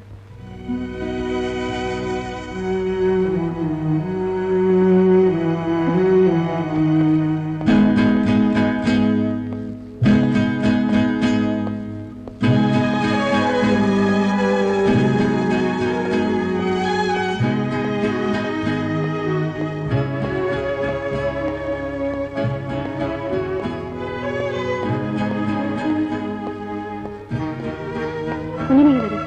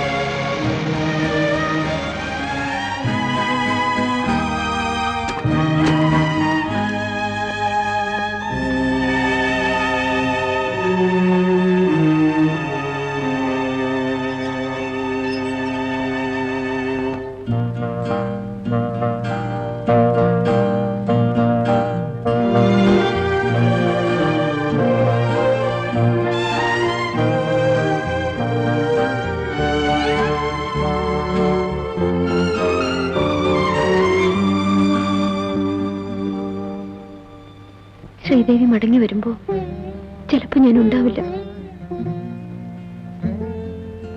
സെപ്റ്റംബർ 15-ാം തീയതി വ്യാഴാഴ്ച രാവിലെ എന്റെ കഴുത്തിൽ ഒരു നിമിഷം കൊണ്ടുള്ള സുഖകരമായ മരണം.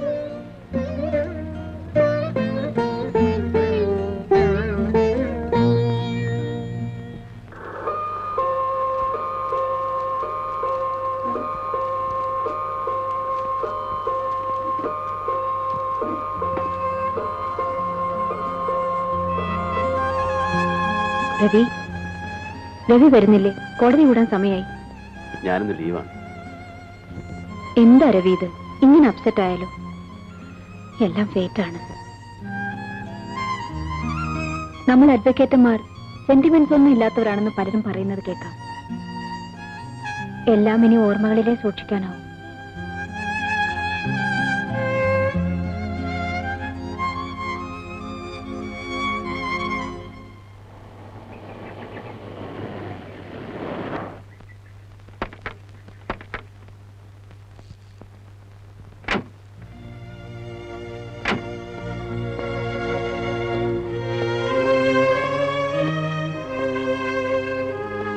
രവിട്ട, എന്താ രവിട്ട ഇത്?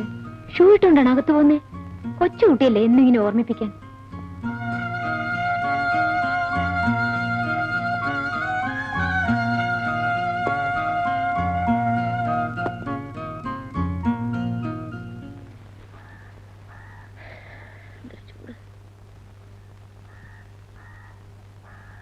കൊച്ചിനെ വെച്ചോണ്ട് സുഖമായിട്ടിരിക്കുന്നുണ്ടോ?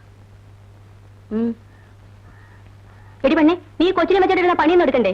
കൊച്ചിനെ എവിടെ കിടത്തിലൊന്ന് ജോലി എടുക്ക്. ആ, കുഞ്ഞുങ്ങളായ കരയൊക്കെ ചെയ്യും. നീ ആദ്യമായിട്ട് പ്രസവിച്ചത് കൊണ്ടാ. 2-3 ആകുമ്പോ ഒക്കെ ശരിയായിക്കോളും. ചെല്ല്, ഇല്ലെങ്കിൽ വാർഡൻ ഞങ്ങളെയാ ചീത്ത പറയുന്നത് അല്ലേടി? ആ ചെല്ലു വേണ്ടേ? നീ വാങ്ങിച്ചിരിക്കുന്നു.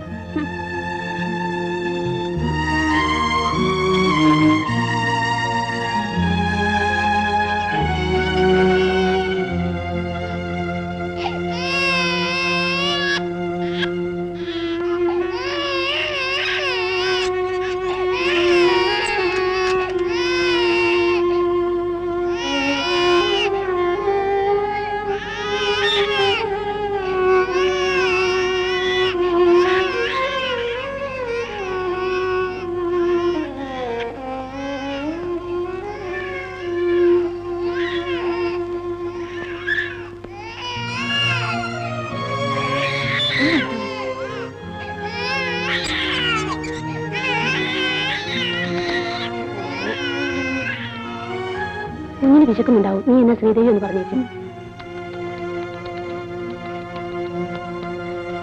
രവിയെ ഞാനിങ്ങോട്ട് കൂട്ടിക്കൊണ്ടു വന്നത് ഒരു പ്രത്യേക കാര്യം പറയാൻ വേണ്ടിയാണ്. എന്തു മരിച്ച ദുഃഖം ഇന്നും തന്നെ വിട്ടുമാറിയിട്ടില്ലെന്നറിയാം. ഒരിക്കലും അത് മാറുകയുമില്ല. എന്നാലും താൻ ചെറുപ്പമാണ്. ഈ ഏകാന്തതയിൽ നിന്നും കുറച്ചെങ്കിലും മോചനം കിട്ടണമെങ്കിൽ താൻ മറ്റൊരു വിവാഹം കഴിക്കണം. ശരിയാ രവി, നീ ഒരു വിവാഹം കഴിച്ചാലേ. ഇല്ല ശാന്തൻ, ഇനിയൊരു വിവാഹത്തെ കുറിച്ച് എനിക്ക് ചിന്തിക്കാനാവില്ല. തന്നെ ഞങ്ങൾ ഉപദേശിക്കുകയാണെന്ന് കരുതരുത്. വിവാഹം കഴിഞ്ഞ ഉടനെ എത്രയോ പേരുടെ ഭാര്യമാർ മരിച്ചിരിക്കുന്നു. അവരൊക്കെ ജീവിക്കുന്നില്ലേ? എല്ലാം ഓരോരുത്തരുടെ ഫേറ്റാണ്. മേനോൻ ചേട്ടനും ശാന്തയെടുത്തും എന്നെ നിർബന്ധിക്കരുത്. എന്റെ ഇന്ദുവിന്റെ സ്ഥാനത്ത് വേറൊരു പെൺകുട്ടിയെ ഇല്ല, എനിക്കതിന് കഴിയില്ല.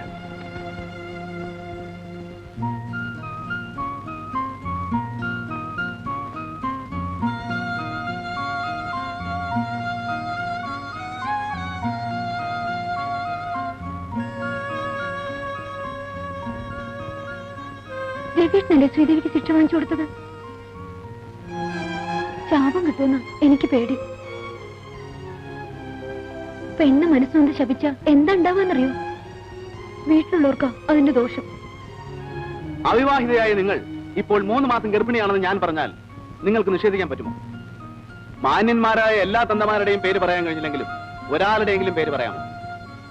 പിതാവ് ആരാണെന്നറിയാത്ത ഒരു കുഞ്ഞിനെ ഗർഭത്തിൽ ചുമന്നുകൊണ്ട് നടക്കുന്ന ഈ സ്ത്രീയെ എങ്ങനെ നല്ലവളെന്ന് വിശ്വസിക്കാൻ കഴിയും? ഈ നഗ്നമായ സത്യം ഒന്നുകൊണ്ട് തന്നെ കലയുടെ മറവിൽ വ്യഭിചാരം നടത്തിയിരുന്ന ഒരു സ്ത്രീയാണ് പ്രതി എന്നത് സ്പഷ്ടമാണ്. She deserves the maximum punishment. ശ്രീദേവിയുടെ സ്ഥാനത്ത് ഞാനായിരുന്നെങ്കിൽ രവീഷ് ഈ കേസ് വാദിക്കുമായിരുന്നു.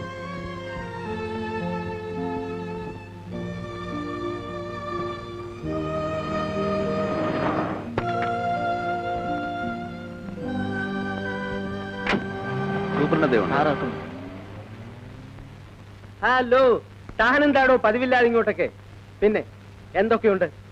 തന്റെ തീരുമാനത്തിന് വല്ല മാറ്റവും ഉണ്ടായോ? ആദ്യമൊക്കെ നമുക്ക് മറക്കാൻ കഴിയില്ലെന്നും മറ്റൊരു വിവാഹം വേണ്ടെന്നുമൊക്കെ തോന്നും. പിന്നെ കാലമല്ലേടോ, അവൻ ചില പൊടിക്കൈകളൊക്കെ ഉപയോഗിച്ച് നമ്മുടെ തീരുമാനത്തെ തന്നെ ചിലപ്പോൾ മാറ്റിയെന്ന് വരും. ആ തീരുമാനത്തിന് മാറ്റമൊന്നും വന്നിട്ടില്ല. പിന്നെ ഞാൻ ഇപ്പൊ വന്നത് വേറൊരു കാര്യത്തിനാണ്. എന്താ കാര്യം? ഒരു കൊലക്കേസിൽ 7 കൊല്ലം ശിക്ഷിച്ച് ഇവിടെ ജയിലിൽ കഴിയുന്ന ഒരു പെൺകുട്ടിയുണ്ട്, ശ്രീദേവി. ശ്രീദേവി? ഓ, മനസ്സിലായി. അവളിപ്പോ പെൺകുട്ടിയൊന്നുമല്ല, ഒരു കുഞ്ഞിന്റെ അമ്മയാണ്. 6 മാസം മുമ്പ് അവള് പ്രസവിച്ചു. ഞങ്ങൾക്ക് കുറ്റവാളികളെ മാത്രം നോക്കിയാ പോരല്ലോ, അവർക്ക് ജനിക്കുന്ന കുഞ്ഞുങ്ങളെയും കൂടി നോക്കണം. എന്താ പ്രത്യേകിച്ച്? എനിക്ക് അവരെ ഒന്ന് കാണണം. എന്താ, അപ്പീൽ പോകാൻ വല്ല പരിപാടിയുണ്ടോ? അതിന് ഞാൻ പബ്ലിക് പ്രോസിക്യൂട്ടറല്ലേ. പിന്നെന്താണാവോ? ഇന്ദുവും ശ്രീദേവിയും തമ്മിൽ പരിചയക്കാരായിരുന്നു. എനിക്ക് അവരെ ഒന്ന് കണ്ടാക്കൊള്ളാമെന്നുണ്ട്. അതിനെന്താ, കാണാമല്ലോ. വരൂ.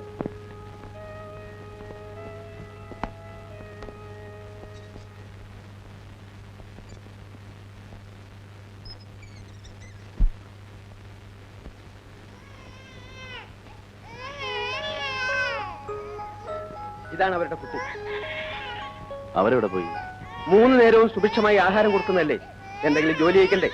ഇവിടെ എവിടെയെങ്കിലും കാണും. ഞാൻ വിളിക്കാം. ശരി.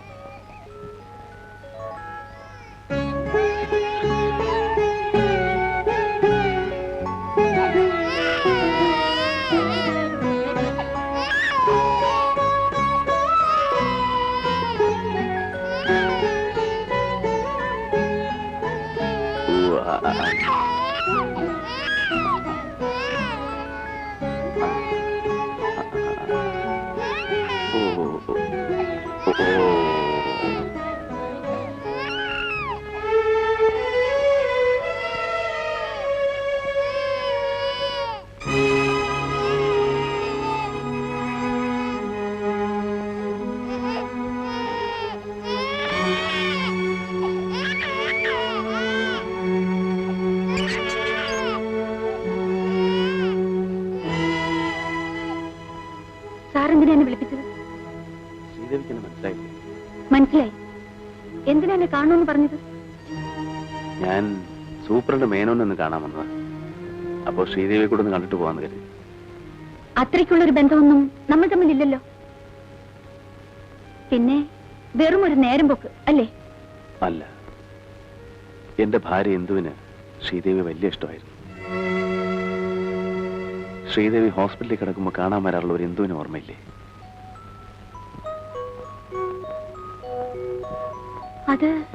അത് സാറിന്റെ ഭാര്യയാണോ? അതെ. ഇന്ദുവിന് സുഖമാണോ സാർ? പ്രസവിച്ചെടുക്കുകയായിരിക്കും അല്ലേ? അല്ല, ഇന്ദു മരിച്ചുപോയി.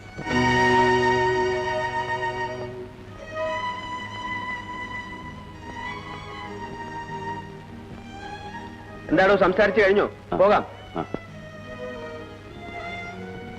ആ കുട്ടിയെ അവിടെ കെട്ടിച്ചിട്ട് പോയി ജോലി ചെയ്തു.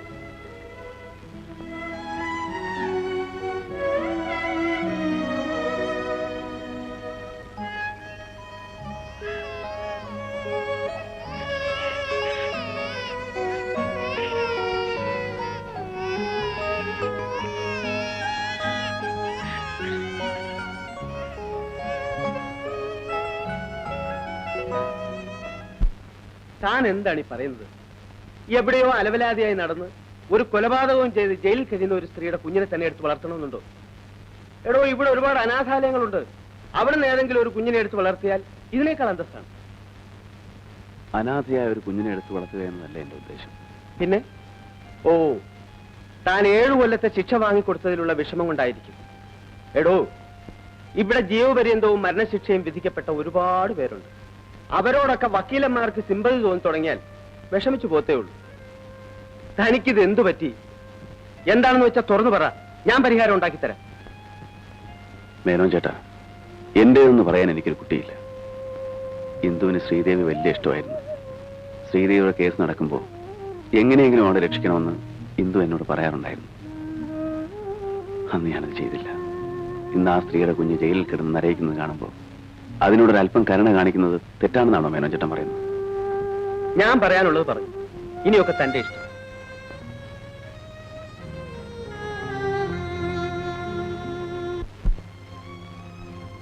വേണ്ട സർ, എനിക്ക് ശിക്ഷ വാങ്ങി തന്നതിലുള്ള സഹതാപം കൊണ്ടായിരിക്കും ഇങ്ങനെ ഒരു തീരുമാനവുമായി സാറിപ്പോൾ വന്നത്. അല്ല, ഒരു തെറ്റും ചെയ്യാത്ത ഈ കുഞ്ഞെങ്കിലും നല്ല നിലയിൽ വളരട്ടെ എന്ന് കരുതിയാണ്. സർ, ഇപ്പോൾ കാട്ടുന്ന ഈ സഹതാപത്തേക്കാൾ എത്രയോ നന്നായിരുന്നു അന്ന് എനിക്കൊരു വധശിക്ഷ വാങ്ങി തന്നിരുന്നെങ്കിൽ ഞാനും എന്റെ മോനും ഒരുമിച്ച് ഒരു നിമിഷം കൊണ്ട്.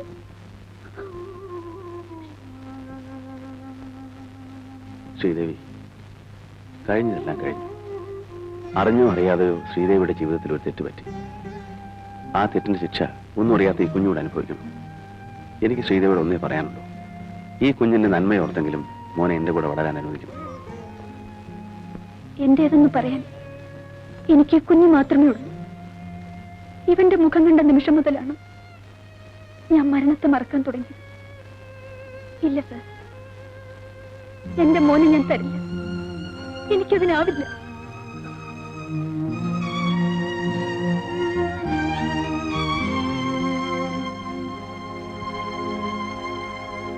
രവി, എന്താണ് ഈ പറയുന്നത്? ഒരു കുഞ്ഞിനെ എടുത്ത് വളർത്തുക എന്നത് അത്ര വലിയ തെറ്റാണോ? എനിക്ക് അതാണ് മനസ്സിലാകുന്നത്. കുഞ്ഞിനെ എടുത്ത് വളർത്തുന്നത് മനുഷ്യത്വമാണെന്ന് ഞാൻ പറയും, തെറ്റാണെന്ന് പറയുന്നില്ല.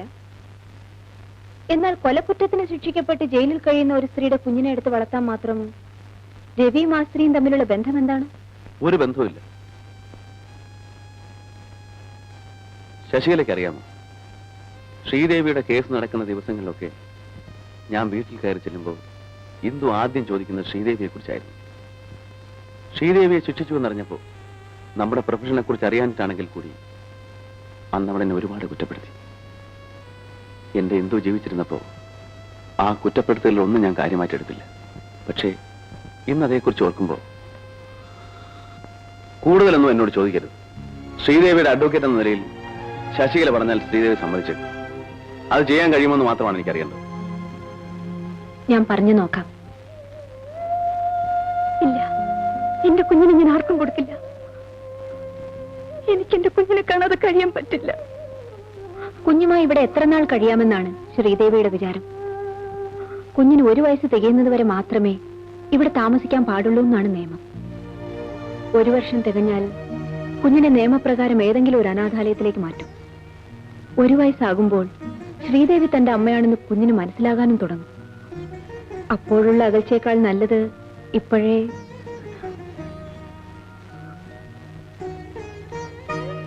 നിന്റെ വേദന എനിക്കറിയാം കുട്ടി, പക്ഷെ എല്ലാം നിന്റെ നന്മയ്ക്ക് വേണ്ടിയാണ് ഞാൻ പറയുന്നത്. ഒന്ന് ഓർത്തു നോക്കൂ, അനാഥാലയത്തിൽ വളരുന്നതിനേക്കാൾ എത്രയോ നല്ലതാണ് നീ അറിയുന്ന ഒരു മനുഷ്യന്റെ സംരക്ഷണയിൽ നിന്റെ കുഞ്ഞ് വളരുന്നു. വലുതാകുമ്പോൾ നിന്റെ കുഞ്ഞിനെ ആർക്കും അനാഥ കുട്ടിയായി കാണാനും കഴിയില്ല. അഡ്വക്കേറ്റ് രവി ഇങ്ങനെ ഒരു തീരുമാനം എടുത്തത് നിന്റെ ഭാഗ്യത്തിനാണ്. ഭാര്യയും കുഞ്ഞും മരിച്ച ദുഃഖത്തിലാണ് ആ മനുഷ്യനിപ്പോ.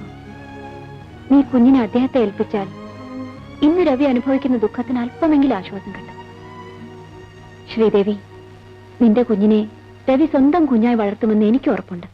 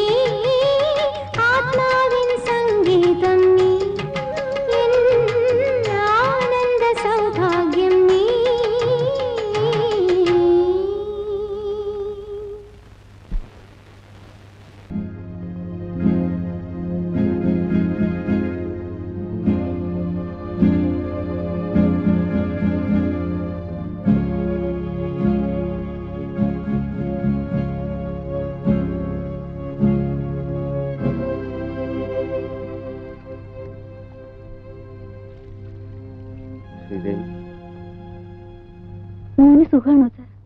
അവൻ എപ്പോഴും മമ്മിയെ കാണണമെന്ന് പറഞ്ഞ് ശാഠ്യം പിടിക്കാറുണ്ട്. ഞാൻ ജയിലിലാണെന്ന കാര്യം എന്റെ മോൻ ഒരിക്കലും അറിയരുത്. ചെയ്തിരിക്കുന്ന തീയതി എത്രയാണെന്നറിയാം? ഓർമ്മയുണ്ടാവില്ലല്ലേ? പുറത്തുള്ളവരെക്കാൾ തീയതിയും ദിവസവും കൃത്യമായി ഓർക്കുന്നത് അകത്ത് കഴിയുന്ന ഞങ്ങളായിരിക്കും. ഇന്ന് 7-ാം തീയതിയല്ലേ? അടുത്ത മാസം 7-ാം തീയതി ശ്രീദേവിയുടെ ശിക്ഷയുടെ കാലാവധി തീരുകയാണ്. ശ്രീദേവിയിൽ നിന്ന് ചില കാര്യങ്ങൾ അറിയാൻ ഞാൻ ആഗ്രഹിക്കുന്നു.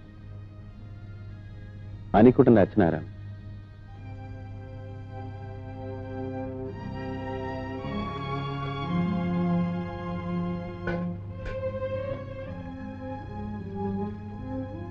ശ്രീദേവിയുടെ ഇന്നലെകളെ കുറിച്ച് ഓർമ്മിപ്പിച്ച് വേദനിപ്പിക്കുന്നതിൽ വിഷമമുണ്ട്. എന്നാൽ കൂടി അനിക്കുട്ടന്റെ അച്ഛൻ ആരാണെന്നറിഞ്ഞാൽ അയാളെ തേടിപ്പിടിച്ച് നിങ്ങളെ യോജിപ്പിക്കാൻ കഴിയുമെന്നാണ് എന്റെ വിശ്വാസം. ഇനിയുള്ള കാലമെങ്കിലും ശ്രീദേവിക്ക് നല്ലൊരു ജീവിതം തരാൻ കഴിഞ്ഞാൽ. ജീവിതം എന്റെ ജീവിതം എന്നെ അവസാനിച്ചു. ഇനി ഞാൻ ജീവിക്കുന്നത് എന്റെ മോന് വേണ്ടി മാത്രമാണ്. അതുകൊണ്ട് തന്നെയാണ് ഞാൻ ചോദിക്കുന്നത്. അവൻ വളർന്നു വലുതാകുമ്പോൾ ശ്രീദേവിയുടെ മുഖത്ത് നോക്കി അവൻ ചോദിക്കും അവന്റെ അച്ഛൻ ആരാണ്. അന്ന് ആരുടെയെങ്കിലും പേര് പറയാതിരിക്കാൻ ശ്രീദേവിക്ക് പറ്റില്ല. എന്നെ ഒരു അന്യനായി കാണാതിരിക്കാൻ ശ്രീദേവിക്ക് കഴിയുമെങ്കിൽ മാത്രം പറഞ്ഞാൽ മതി.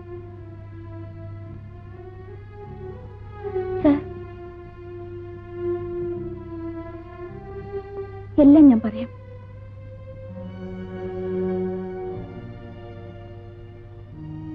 എന്റെ മോനെ ഒരു കൊലയാളിയുടെ മകനാണെന്ന് അറിയിക്കാതെ അവന് സ്നേഹവും വാത്സല്യവും കൊടുത്ത് വളർത്തിയത് സാറാണ്. അവൻ അച്ഛനില്ലെങ്കിലും അച്ഛാന്ന് വിളിക്കാനുള്ള അവകാശം കൊടുത്തതും സാറാണ്. സാറിനോട് ഞാൻ എല്ലാം പറയാം. ഞാനൊരു പാട്ടുകാരിയാണെന്ന് സാറിന് അറിയാമല്ലോ.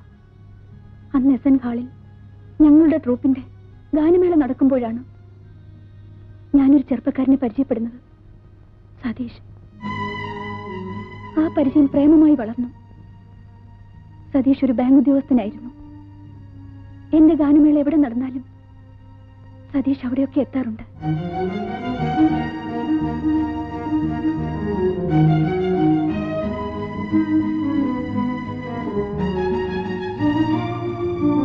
ഞാൻ എന്റെ മനസ്സ് മാത്രമല്ല സതീഷിന് കൊടുത്തത്, എന്നെ തന്നെ കൊടുത്തു. ഒരു സ്ത്രീക്ക് വിലപ്പെട്ടതെല്ലാം. ഒരു ദിവസം ഞാൻ ഒരു സത്യം മനസ്സിലാക്കി. ഞാനൊരു അമ്മയാകാൻ പോകുന്നുവെന്ന സത്യം. ഞാൻ അന്ന് തന്നെ സതീഷിനെ കാണാൻ ബാങ്കിൽ ചെന്നു. സതീഷ് ഓഫീസ് സംബന്ധമായി എവിടെ പോയിരിക്കുകയാണെന്ന് അറിഞ്ഞു. പിറ്റേ ദിവസം ഞങ്ങൾക്ക് എറണാകുളത്തൊരു ഗാനമേള ഉണ്ടായിരുന്നു. ഞങ്ങൾ അന്ന് അവിടെ ഒരു ഹോട്ടൽ മുറിയിൽ പ്രാക്ടീസ് നടത്തിക്കൊണ്ടിരിക്കുമ്പോൾ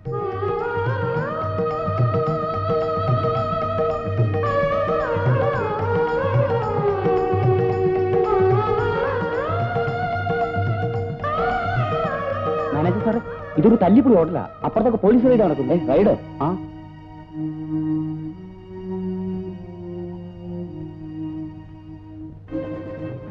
അങ്ങോട്ട്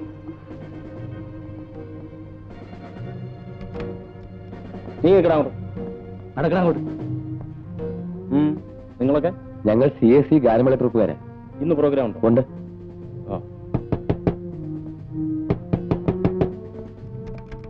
എന്താ ഇവിടെ? തുറക്കുന്നില്ല സാർ. മാറും. തുറക്കടോ. തുറക്കാൻ. എന്താണ് തുറക്കാൻ ഇത്ര താമസം? ഇറങ്ങി വേടി.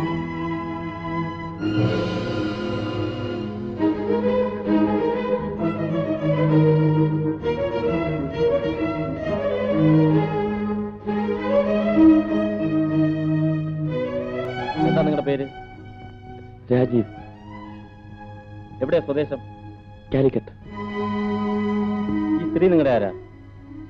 എന്റെ ഭാര്യയാണ് സാർ. ഭാര്യ? ഇങ്ങനെ ഒരുപാട് ഭാര്യ ഭർത്താക്കന്മാരെ ഞങ്ങൾ കണ്ടിട്ടുണ്ട്. കൂടുതൽ വല്ലതും പറയാനുണ്ടെങ്കിൽ സ്റ്റേഷൻ ചെന്നിട്ട് പറയാം. നടക്ക്. സാർ, നിങ്ങൾ മാന്യന്മാരെ അവമാനിക്കരുത്. ഞങ്ങൾ വിവാഹിതരായിട്ട് 2 ആഴ്ച ആയിട്ടുള്ളൂ. ഇപ്പൊ ഹണിമൂണിന് വേണ്ടി വന്നതാണ്. അത് നിങ്ങളുടെ മുഖം കണ്ടാൽ അറിയാമല്ലോ.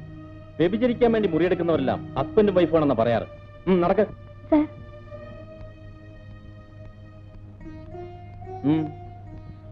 ഇവരുടെ മാരേജ് കഴിഞ്ഞതാണ്.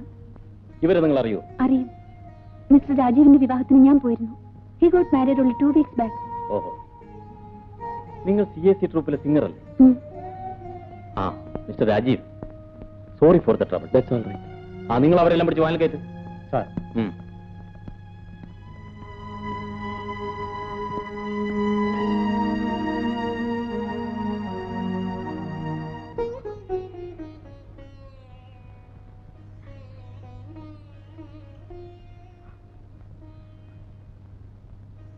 എന്നെ വിവാഹം കഴിക്കാമെന്ന് പറഞ്ഞ് വിശ്വസിപ്പിച്ച് എന്റെ എല്ലാം കവർന്നെടുത്ത സ്വന്തം കാമുകനെ മറ്റൊരു സ്ത്രീയോടൊപ്പം ഹോട്ടൽ മുറിയിൽ വെച്ച് വ്യഭിചാര കുറ്റത്തിന് അറസ്റ്റ് ചെയ്തപ്പോൾ അവർ ഭാര്യ ഭർത്താക്കന്മാരാണെന്ന് പറഞ്ഞ് പോലീസിന്റെ മുമ്പിൽ സാക്ഷ്യപത്രം നൽകി കാമുകനെ രക്ഷിച്ച ഒരു കാമുകയും ഈ ലോകത്തുണ്ടാവില്ല സാർ.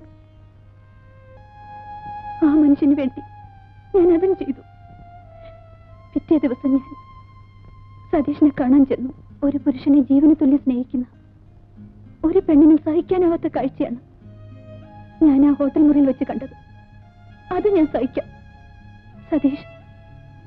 സതീഷ് എന്നെ ഉപേക്ഷിക്കരുത്. ഉപേക്ഷിക്കുമെന്ന് ആര് പറഞ്ഞു? ഈ പെണ്ണുങ്ങൾക്ക് ഒരു കുഴപ്പമുണ്ട്. പ്രേമിച്ചു കഴിഞ്ഞാൽ അടുത്ത സ്റ്റേജ് ഉടനെ വിവാഹം കഴിക്കാം. ഒരു പുരുഷനെ സംബന്ധിച്ചിടത്തോളം വിവാഹം എന്ന് പറയുന്നത് അങ്ങനെ പെട്ടെന്ന് ചെയ്യാൻ പറ്റുന്ന ഒരു കാര്യമല്ല. അവന്റെ ഉദ്യോഗം, സ്റ്റാറ്റസ്, അങ്ങനെ എന്തെല്ലാം നോക്കണം.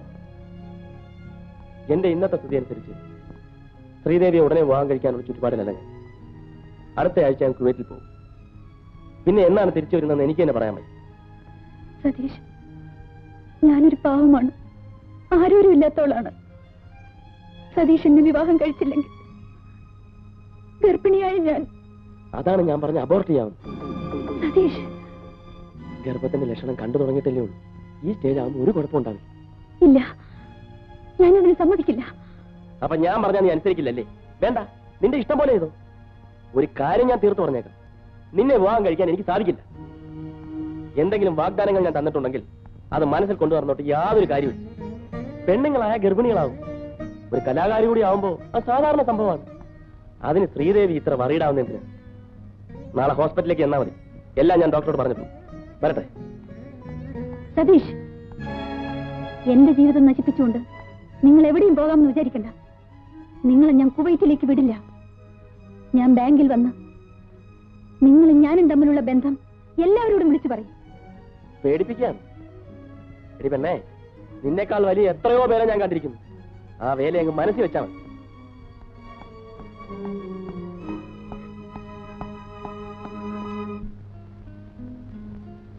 അളിയ ആകെ കുഴയുന്ന ലക്ഷണമാണ്. അബോർട്ട് ചെയ്യാൻ ശ്രീദേവി സമ്മതിക്കുന്നില്ല. ഞാൻ അവളെ കെട്ടണമെന്നാ പറയുന്നു. അവൾ ബാങ്കിൽ കയറി വന്ന് എന്നെ നാറ്റിക്കുമെന്നാ തോന്നുന്നു. നീ എന്നെ ഒന്ന് രക്ഷിക്കണം. നീ പേടിക്കണ്ടളിയാ. ഗർഭം ഉണ്ടെന്ന് വെച്ച് എല്ലാരെയും കെട്ടാൻ പറ്റുമോ? നിന്നെ നാറ്റിക്കുന്നതിന് മുമ്പ് അവളെ ഒന്ന് ഒതുക്കാൻ പറ്റുമോ ഞാൻ നോക്കട്ടെ.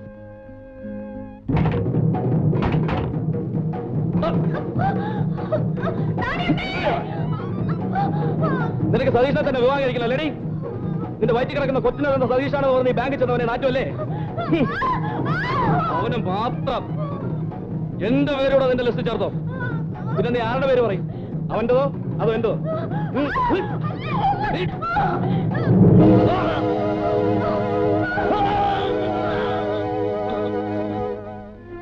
ഇത്രയും വലിയ ക്രൂരത ശ്രീദേവിയോട് കാട്ടിയിട്ടും ആ മനുഷ്യനാണ് ശ്രീദേവിയുടെ കുഞ്ഞിന്റെ അച്ഛനെന്ന് എന്തുകൊണ്ട് കോടതിയിൽ പറഞ്ഞില്ല?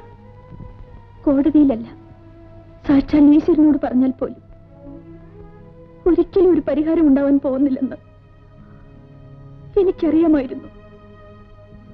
എനിക്ക് വേണമെങ്കിൽ ആ മനുഷ്യനോട് പക വീട്ടാമായിരുന്നു. പക്ഷെ ഞാനത് ചെയ്തില്ല. എനിക്കതറിയില്ല. സ്നേഹിക്കാനേ എനിക്കറിയും. എല്ലാം എന്റെ തെറ്റാണ്. ഞാൻ ആ മനുഷ്യനെ സ്നേഹിച്ചതും വിശ്വസിച്ചതുമല്ല.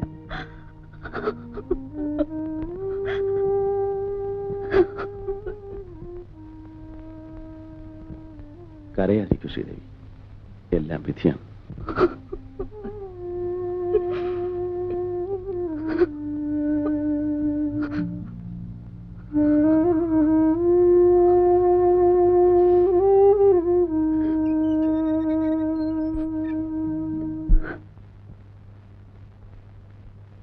മോനെ, ഡാഡി വരട്ടെ?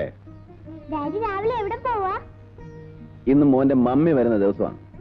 ഡാഡി മമ്മിയെ കൊണ്ടുവരാൻ പോവാ. ഞാനും വരുന്നു ഡാഡി, എനിക്കും മമ്മിയെ കാണണം. അയ്യോ വേണ്ട, മമ്മി ജോലി ചെയ്യുന്ന ഓഫീസില് കുട്ടികളെ കൊണ്ടുപോകാൻ പാടില്ല. മോനിവിടെ വന്നു, ഡാഡി പോയി വിളിച്ചോണ്ടിരാം. കല്യാണമേ, മോനെ കുളിപ്പിച്ച് കുട്ടപ്പനാക്കി നിർത്തിയേക്കണം.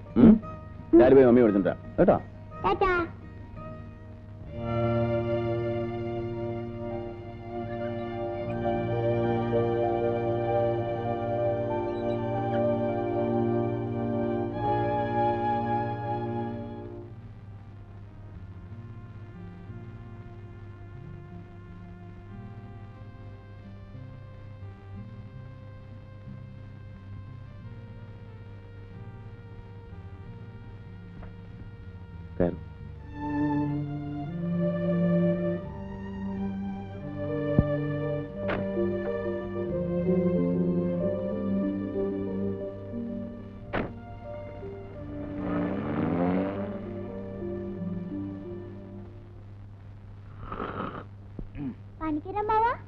എന്താ പൂപ്പ? മമ്മിയെ കൊണ്ടുവരാൻ പോയിട്ട് ഡാഡി കാണുന്നില്ലല്ലോ. ആ ഇപ്പൊ വരും മോനെ. മമ്മി ജോലി ചെയ്യുന്ന ഓഫീസ് വലിയ ഓഫീസാണോ? പിന്നെ നമ്മുടെ ഹെഡ് ക്വാർട്ടേഴ്സ് അല്ലേ. 10,500 പേര് ജോലി ചെയ്യുന്ന മഹാസ്ഥാപനമാ സെൻട്രൽ ജെ ഇൻസ്റ്റിറ്റ്യൂഷൻ. മമ്മി എന്താ ഇതുവരെ മോനെ കാണാൻ വരാഞ്ഞ്? എന്താ അമ്മ ഒന്നും മിണ്ടാത്തത്? ഇത് വലിയ ഇടാകൂടെ ആയല്ലോ. സത്യം പറയാഞ്ഞിട്ട് എന്റെ തല കിടന്ന് പുകയുന്നു ഈശ്വര. എന്താ? അതേ അനിക്കുട്ടന്റെ ഡാഡി അറിഞ്ഞാലേ അമ്മാവന്റെ പണി പോകും. ആ അതെ അവര് വന്നല്ലോ.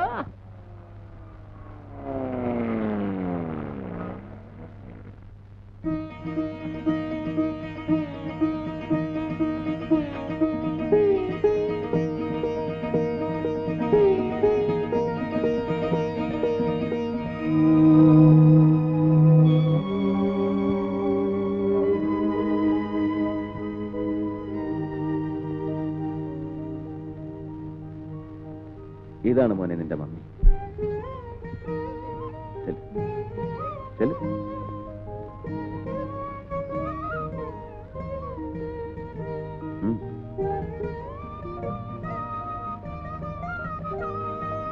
മമ്മി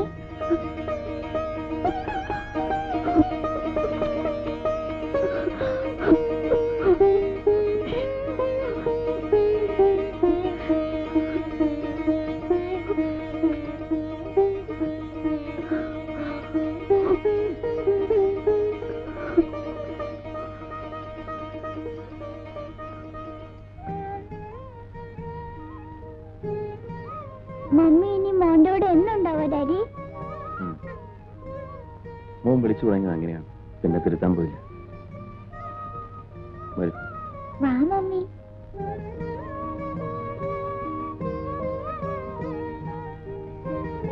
ആ കല്യാണിയമ്മേ, ശ്രീദേവിക്ക് ആ മുറി ഒന്ന് കാണിച്ചു. മമ്മിയുടെ മുറി ഞാൻ കാണിച്ചു തരാം. വാ.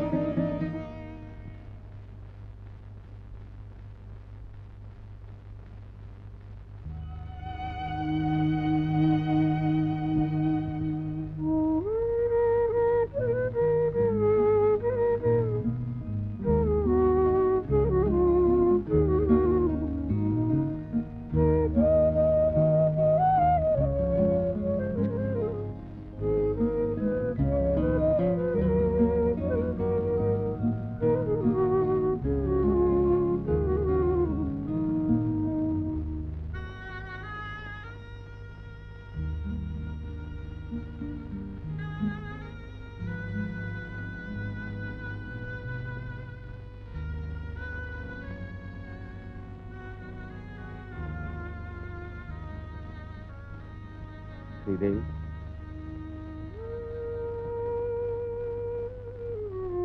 ശ്രീദേവി ഉറങ്ങിയില്ലേ?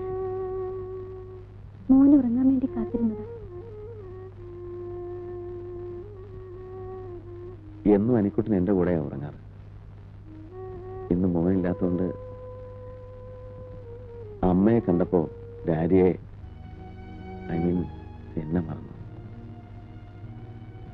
ശ്രീദേവി കിടന്നോളൂ.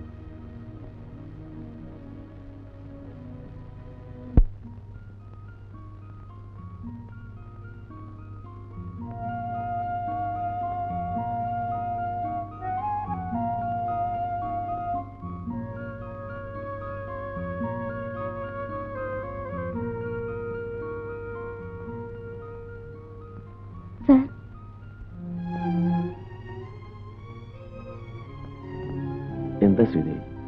സാർ, എന്നെയും മോനെയും നാളെ രാവിലെ ഇവിടുന്ന് പോകാൻ അനുവദിക്കണം. എങ്ങോട്ട്? ഇത് അനിക്കുട്ടന്റെ വീടാണ്. അവനോടൊപ്പം അവന്റെ അമ്മയ്ക്ക് ഇവിടെ താമസിക്കാം. വേണ്ട സാർ, ഞാനും എന്റെ മോനും സാറിനൊരു ഭാരമാകരുത്. എന്റെ മോനുമായി ഞാൻ എവിടെയെങ്കിലും പൊയ്ക്കൊള്ളാം. 6 വർഷം എന്റെ സ്വന്തം മോനെ പോലെയാണ് അനിക്കുട്ടനെ ഞാൻ വളർത്തിയത്. ആ എന്നെ ഒരു നിമിഷം കൊണ്ട് അന്യനാക്കി മാറ്റരുത്. സാറിനോട് ഞാനും എന്റെ മോനും എന്നും കടപ്പെട്ടവരാണ്. എന്റെ മോനെ ഇരുട്ടറയിൽ നിന്ന് കൂട്ടിക്കൊണ്ടുവന്ന് ഒരു കൊലയാളിയുടെ മകനാണെന്ന് അറിയിക്കാതെ വളർത്തിയത് സാറാണ്. ആ നന്ദിയും സ്നേഹവും എനിക്കെന്നും ഉണ്ടായിരിക്കും. ജയിൽ ശിക്ഷ അനുഭവിച്ച് പുറത്തു വന്ന എന്നെ ഈ വീട്ടിൽ താമസിപ്പിച്ചാൽ തകർന്നു വീഴുന്നത് സാറിന്റെ അഭിമാനമായിരിക്കും. നഷ്ടപ്പെടുന്ന എന്റെ അഭിമാനത്തെ ഓർത്ത് ശ്രീദേവി വിഷമിക്കണ്ട. ശ്രീദേവി അനിക്കുട്ടിനെയും കൊണ്ട് തെരുവിലേക്ക് ഇറങ്ങി പോകാനാണോ തീരുമാനിച്ചിരിക്കുന്നത്?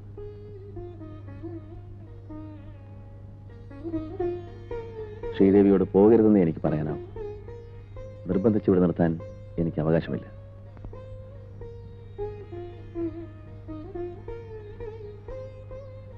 പോകരുത്, പ്ലീസ്.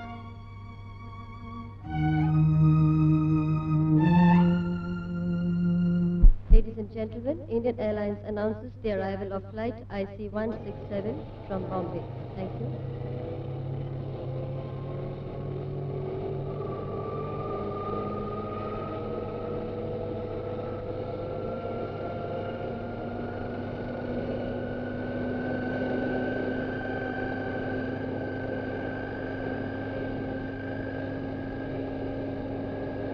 कृपया ध्यान दीजिए, इंडियन एयरलाइंस की उड़ान IC-167 अब बम्बई से आ पहुंची है. धन्यवाद.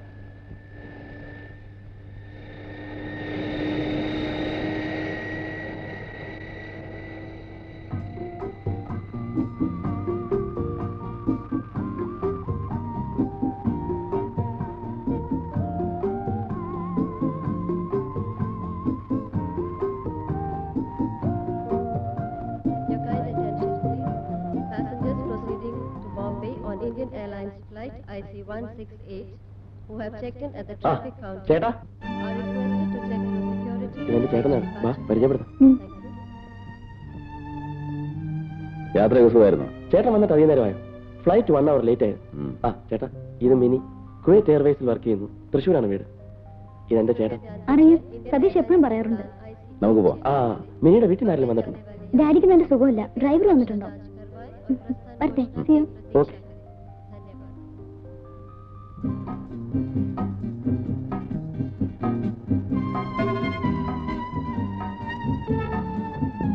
ചേട്ടാ, ചേട്ടനോടൊരു കാര്യം ചോദിക്കുന്നതിൽ വിഷമം തോന്നരുത്. ചേട്ടൻ ഏതോ ഓർഫണേജിൽ നിന്നും ഒരു കുട്ടിയെടുത്ത് വളർത്തുന്നു എന്ന് കേട്ടു. അതെ, ഓർഫനേജിൽ നിന്നല്ല, ജയിലിൽ നിന്ന്. ജയിലിൽ നിന്ന്?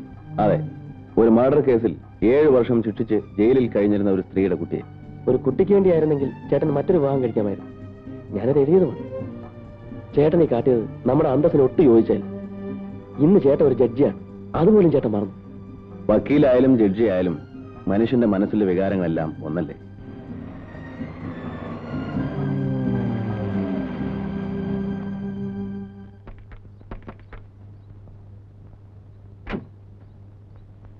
കുമാര, പെട്ടിയൊക്കെ എടുത്തു വെക്കും. ശരി സാർ, വാടാ.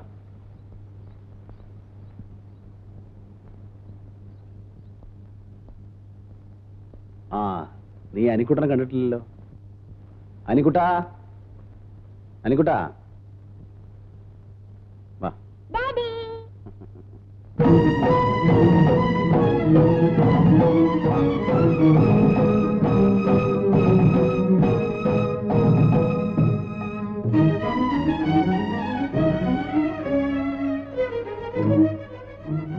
ഇതാണ് അനിക്കുട്ടൻ.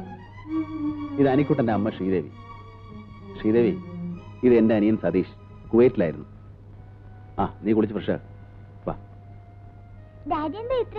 ഡാഡി അങ്കിളിനെ കൊണ്ടുവരാൻ എയർപോർട്ടിൽ പോയിരുന്നു.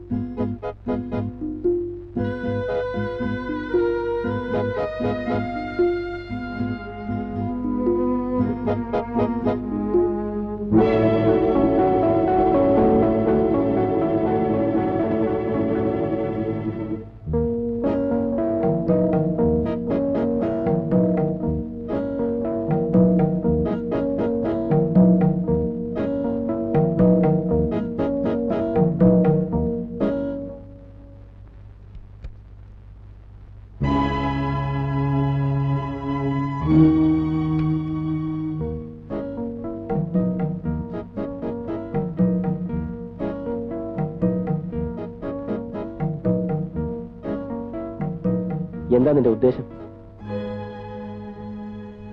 എന്നോട് പ്രതികാരം ചെയ്യാൻ വേണ്ടിയായിരിക്കും നീ ഈ വീട്ടിൽ തന്നെ കയറി വന്നു.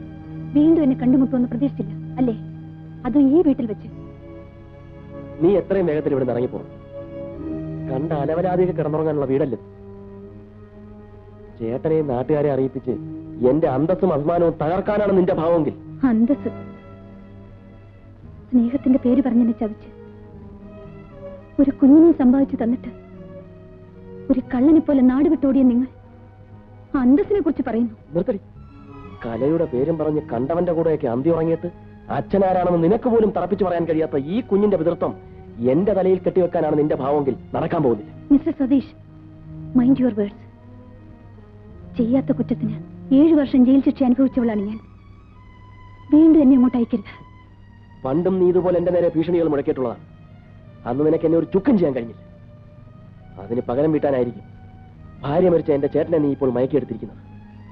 ചേട്ടന്റെയും അനിയന്റെയും കുട്ടികളെ പ്രസവിക്കാനുള്ള മഹത്വമൊന്നും എന്റെ ഗർഭപാത്രത്തിനില്ല. നാളെ രാവിലെ നിന്റെ ഈ കുഞ്ഞുമായി ഇവിടുന്ന് സ്ഥലം വിട്ടോണം.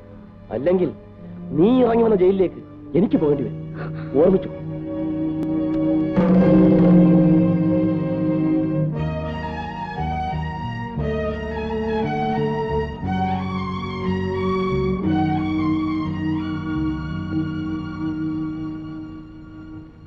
സതീഷ്, എനിക്ക് നിന്നോട് ചില കാര്യങ്ങൾ ചോദിച്ചറിയാനുണ്ട്. ശ്രീദേവി, ശ്രീദേവി,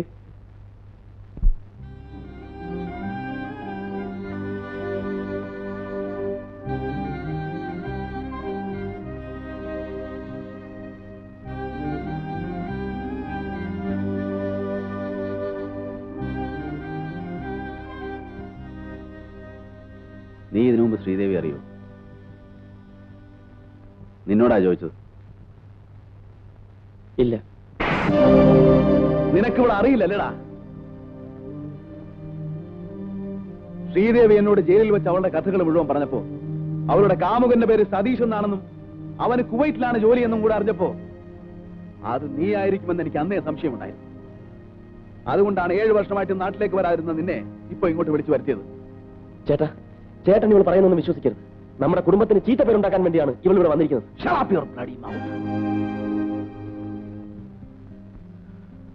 അവിവാഹിതയായി ഗർഭിണിയായി കൊലക്കുറ്റം ചുമത്തപ്പെട്ട് പ്രതിക്കൂട്ടിൽ നിന്നിരുന്ന ഇവളോട് ഗർഭത്തിൽ കിടക്കുന്ന കുഞ്ഞിന്റെ തന്ത ആരാണെന്ന് പബ്ലിക് പ്രോസിക്യൂട്ടറായി ഞാൻ പരിഹാസസ്വരത്തിൽ ചോദിച്ചപ്പോ നിന്റെ പേരവൾ പറഞ്ഞിരുന്നെങ്കിൽ തകർന്നു പോകുന്നത് നിന്റെ അഭിമാനം മാത്രമായിരുന്നില്ല, എന്റെയും നമ്മുടെ കുടുംബത്തിന്റെ അഭിമാനമായിരുന്നു.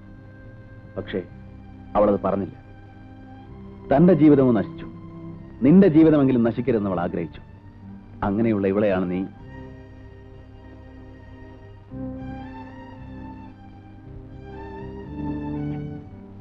സതീഷ്, നിന്നെ സ്നേഹിച്ചതിന്റെ പേരിൽ 7 വർഷം ദുരിതം അനുഭവിക്കേണ്ടി വന്ന ഇവളെ ഇനിയും ദുഃഖിക്കാൻ നീ ഇടവരുത്തരുത്. നീ ഇവളെ സ്വീകരിക്കണം.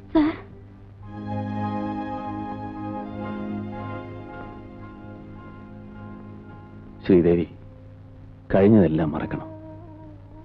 എനിക്ക് വേണ്ടി, എന്റെ അനിക്കുട്ടന്റെ നന്മയ്ക്ക് വേണ്ടി.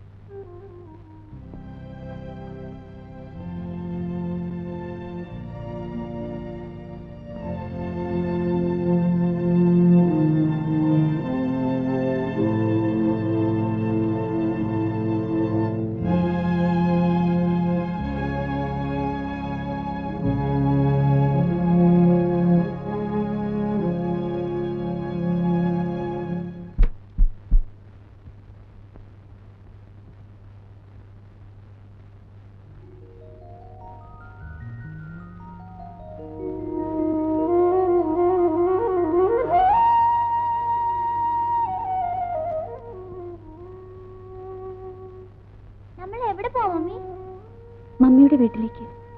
ഡാഡിയോട് പറയണ്ടേ? വേണ്ട. ശ്രീദേവി,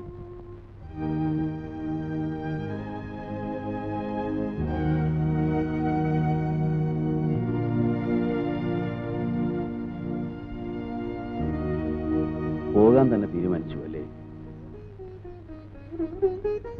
ഞാൻ ഇനി ഇവിടെ നിൽക്കാൻ പാടില്ല. പൊയ്ക്കോട്ടെ സാർ. ശ്രീദേവി, സതീഷ് ഒരു തെറ്റ് ചെയ്തു. ഒരു സ്ത്രീക്കും പൊറുക്കാനാവാത്ത തെറ്റാണ് അവൻ ചെയ്തിട്ടുള്ളതെന്ന് എനിക്കറിയാം. ഇന്നവൻ എന്നെ സ്വീകരിക്കാൻ തയ്യാറാണ്. എന്റെ നിർബന്ധം കൊണ്ടല്ല, അവന്റെ സ്വന്തം തീരുമാനമാണ്.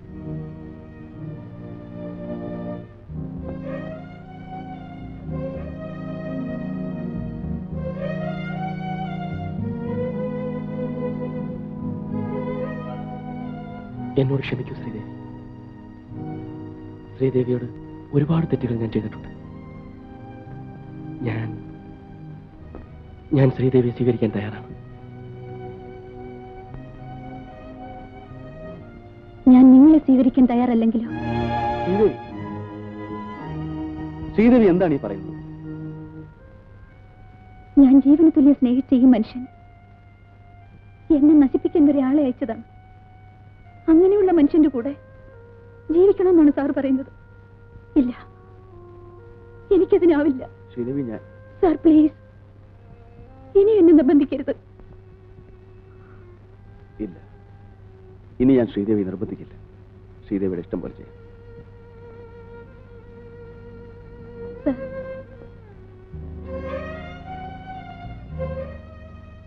അറിഞ്ഞോ അറിയാതെയോ ഞാൻ സാറിനെ വേദനിപ്പിച്ചിട്ടുണ്ടെങ്കിൽ എന്നോട് ക്ഷമിക്കും.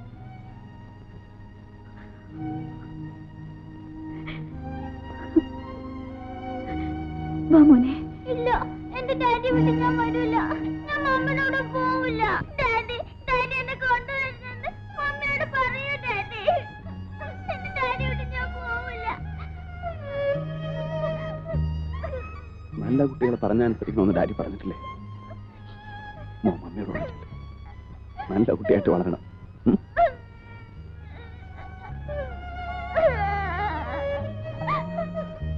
ചെല്ലു ചെല്ലു ചെല്ലു.